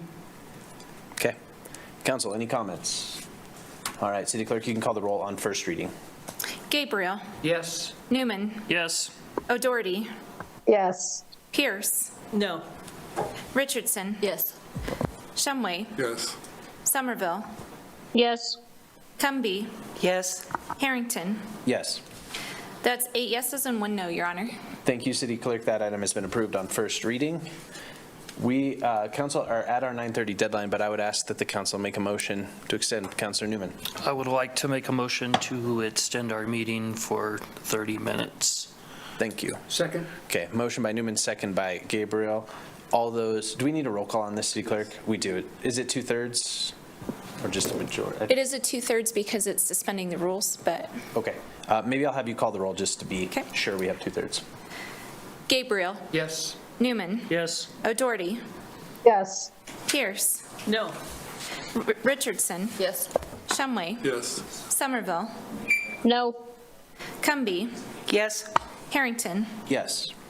We have 7 yeses and 2 nos, Your Honor. Thank you, City Clerk. We will continue for another half an hour. I will move to Councilor Newman for item 21. I move to approve original ordinance number 2068 as recommended by the Planning Commission on first reading in accordance with findings of fact and conclusions of law, and set a public hearing and second reading for October 17th, 2023. Is there a second? Second. Motion by Newman, second by Gabriel. Mr. Gabatuller. Yes, Honorable Mayor, members of council, this text amendment has its origin because of a enforcement that we had in this area of Plaza Court. We had a code inspector in the area, and he noticed that there was a business running out of a warehouse structure down on Plaza Court that he wasn't aware of, hadn't issued a building permit for. This happens from time to time. We collaborate and talk, and none of us had, heard of it, and there have been improvements that have appeared to have been made. So that's kind of the background as to why this text amendment is even before you and was presented by the applicant as it was. So a property owned by Turcado Family Trust, as mentioned, was leased to a barber shop that moved from 3rd Street, 7220 Barber Shop. The use of barber shop is not permitted in the LM zoning district, which is our limited manufacturing zoning district. As mentioned, no building permits were pulled either. And this is important just because, when we did come into contact with the applicant, they were very forthcoming and saying that they weren't aware, and but they really did work with us throughout this process to get us to where we are tonight. So we want to be appreciative of that. the purpose of the LM zone district, the limited manufacturing zoning district, it is intended for manufacturing, assembly, warehousing. But as you can see in the Planning Commission staff report, the 3 areas that we have in town that have limited manufacturing zoning, you will notice that there are vacancies in those areas, and they are, I wouldn't say largely underutilized, but there's definitely underutilized space in all of those 3 districts. The applicant came forth with the text amendment to not only allow barbershops, but the other personal services in our use category, which include laundromats, beauty salons, general personal services, and massage parlors and spas. These are all uses that we feel like in a way similar to limited manufacturing. You don't see the impact of it too much outside of the business. Therefore, in a nutshell, Planning Division is recommending that these uses be considered on a conditional use basis, so that we can look at them on a case-by-case basis, because it just adds another layer of protection for that limited manufacturing district, which it's limited space. Adding additional uses could take up that space. So we want to be cognizant of the zoning district as a whole. But we also don't disagree with the applicant that these uses shouldn't be permitted at all in those areas. Yeah, I mean, in a nutshell, we do have the applicant here with us this evening. It's not a matter, of course, for us to address specific uses as a matter to change the whole, zoning district, what's allowed. But the applicant did a very good job addressing the zoning district as a whole, not just for the business, but how it fits. They did some research as far as, the businesses that are set up currently in limited manufacturing,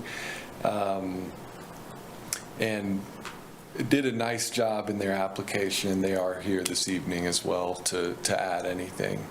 Thank you, Mr. Davidson. But that's all I have. Okay, thank you. I would invite the applicant up then to speak if they would like.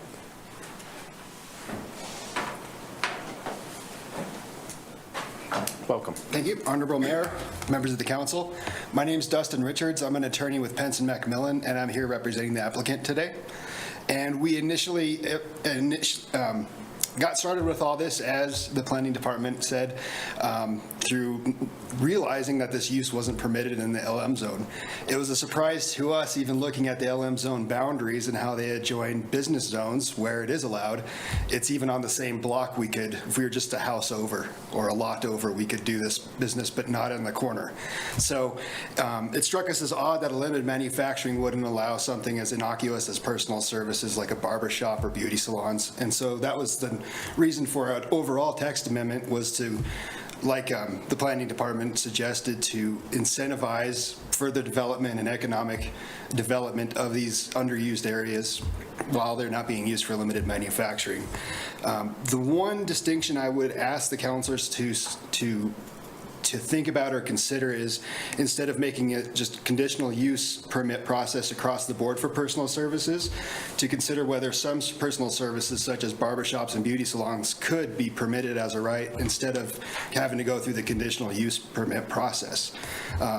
Currently, there could be a fuel station, there could be an auto dealership. All of that is permitted as a right. They wouldn't have to go through a conditional use process. So it seems a little arduous for a barbershop or a beauty salon to have to go through that kind of process whereas maybe more intensive uses don't have to do that, especially in those areas that, if you take a look now, there's a lot of government services or business offices. There's a lot of traffic coming in and out, and it really wouldn't be detracting from the character of those areas as it is, we don't think. So just take that for your consideration, and of course, if there's any questions, we would be happy to discuss this more even at a later meeting, since it is late today too. So thank you. Thank you, Mr. Richards. Councilors, any questions for either planning staff or the applicant? And given the hour, we can hold any amendments that council would like to make to second reading. I think that would be appropriate. I have one just quick question. Please, of course, Councilor Richards. What would be, I mean, what's the reasoning, I guess, behind the conditional use? This would be more for staff, for things like barbershops and that sort of thing? Because when I'm thinking about it, like the other uses that are being described perhaps have more, you'd notice them a bit more than this. So what's the reasoning? Mr. Gavatuller, please. Yes, through you, Mayor. I would say adding another layer of protection to the district and the existing zoning code is kind of the thought process. The intensity, yes, it is actually a higher intensity use than you would see, since it's, may have a retail component to it. You schedule, I don't know, I mean, twice an hour for 9, you get a lot more intensity than, a manufacturing business that, they have parking, people go in once a day, kind of work, maybe go for lunch. So, I mean, there are things to consider as far as what's required for the development standards for, barber shop versus like an industrial building, which is what you see mostly in these areas. I mean, that's also gonna play a role in our review that we'd be able to look at in a conditional use, where we wouldn't we would as well in the type 3 site plan process that would come with it being a permitted use, but it actually gives the applicant more flexibility to work within those bounds, giving them the conditional use process rather than just having to follow this development standards spelled out for, the LM zone. Great, thank you. Councilor Newman, please. Questions for the applicant. Does the applicant have any idea of how many clients they might see on a given day? I guess I should kind of reframe that. To answer your question, I should reframe the purpose of the text amendment is not to benefit one particular business at all. It's a general overall text amendment for the zone itself. And I understand that. The reason for the question is just because there's obviously one person trying to open a business that isn't allowed there. Sure. As of right now, I just wanted to know traffic-wise, like how much. I don't know that answer, but the owner of this particular shop is here. I know. And I bet he could answer this for you if you would want him to come up and talk. Please. Yeah. Just give us your name for the record. Hi, my name is Dominic Vigil. I own 7220 Barbershop. We see probably between 30 to 50 clients per day coming in and out of the shop. Thank you. Another question? Okay. Any other questions, council? Okay. Seeing none, we will then go to the public on this item. If there's any members of the public that wish to speak to this item, please go ahead and come forward if you're in the room. Raise your hand if you're on Zoom. Seeing none, I will close the public comment period. Back to the council for any comments. Councilor Somerville, please. Mayor, just very briefly, I've been down in this area because I was concerned a little bit about, the traffic in the area. And what I was surprised to find was the opportunities for development. The other thing that strikes me is as business models keep changing, the idea of having businesses within businesses, employers providing services, it seems like we're in an ever-changing world. So I'm a yes on this right now, and I haven't been able to find any harm in moving forward with this. So I think it might be an opportunity to maybe encourage a little bit more development down there in some of the LM areas in town. Thank you, Counselor Somerville. Counselor Newman. My daughter's competitive cheerleading gym is a little further down the road. And the reason for the question was traffic-wise, and I can promise you that we, as the cheer gym, will produce more traffic than somebody there. So I'm in favor of this as well. Thank you, Counselor Newman. Any other comments, Council? I would say, as somebody who visits this place to get my hair cut, I have had a much easier time finding parking. There's always plentiful parking, certainly preferable to parking on 3rd Street, right? So I am not particularly concerned with number of visitors per day. I think like Councilor Newman said, maybe less than some of the other uses. Certainly, the police department is right there. If you imagine how many vehicles come and go from the police department on a given day, or the apartment building that is next door, those sort of things, I think we see a lot of traffic in this area, and I think that is what makes it such a great opportunity for this sort of a business to be found in that area. And Council, I obviously can't make motions, and I would ask it to remain for second reading anyways, but I would be fine with this not being a conditional use, though the planning department offering more flexibility through that is compelling. So, any other comments before the vote? Vice Mayor? I just want to say that also, as this was coming up, I went and toured the area and drove around, and it is quite a patchwork of zoning and adjacent businesses and different uses that are so proximate. I did a tour of the barber shop and was very impressed with the work they've done, and I want to commend them and the owner for how much you have worked with the city in coming to a resolution, and I'm a yes on this. Thank you, Vice Mayor. Any others? Councilor Richardson, please. Just one quick comment. Initially, I thought I would be fine with this not being conditional use as well, but in thinking about future growth and if that area starts to get larger and we need to reevaluate, I'm okay with the conditional use in place now. Great. For that reason. Okay, thank you. Anyone else before the vote? Okay. City Clerk, you can call the roll on first reading. Somerville. Yes.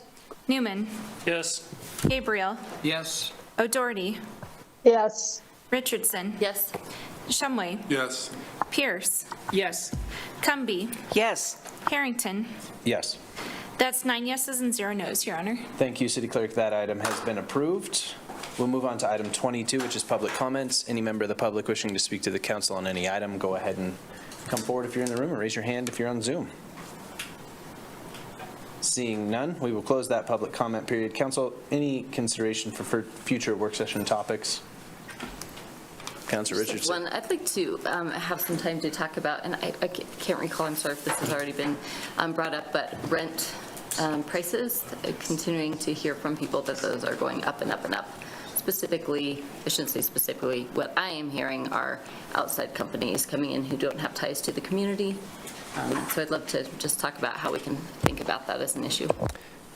Yeah, thank you, Councilor. And we do have renters experience in Laramie as a scheduled work session for October 24th coming your way. Perfect, thank you. So we don't need to add it. It's coming. Any others? No worries. That'll happen. Okay. Seeing none, Councilor Pierce, item 24. I move that we adjourn. Second. Motion by Pierce, second by Newman. All those in favor, say aye. Aye. Aye. Any opposed? Okay. Council, we are adjourned. Thank you, everybody. I was teasing.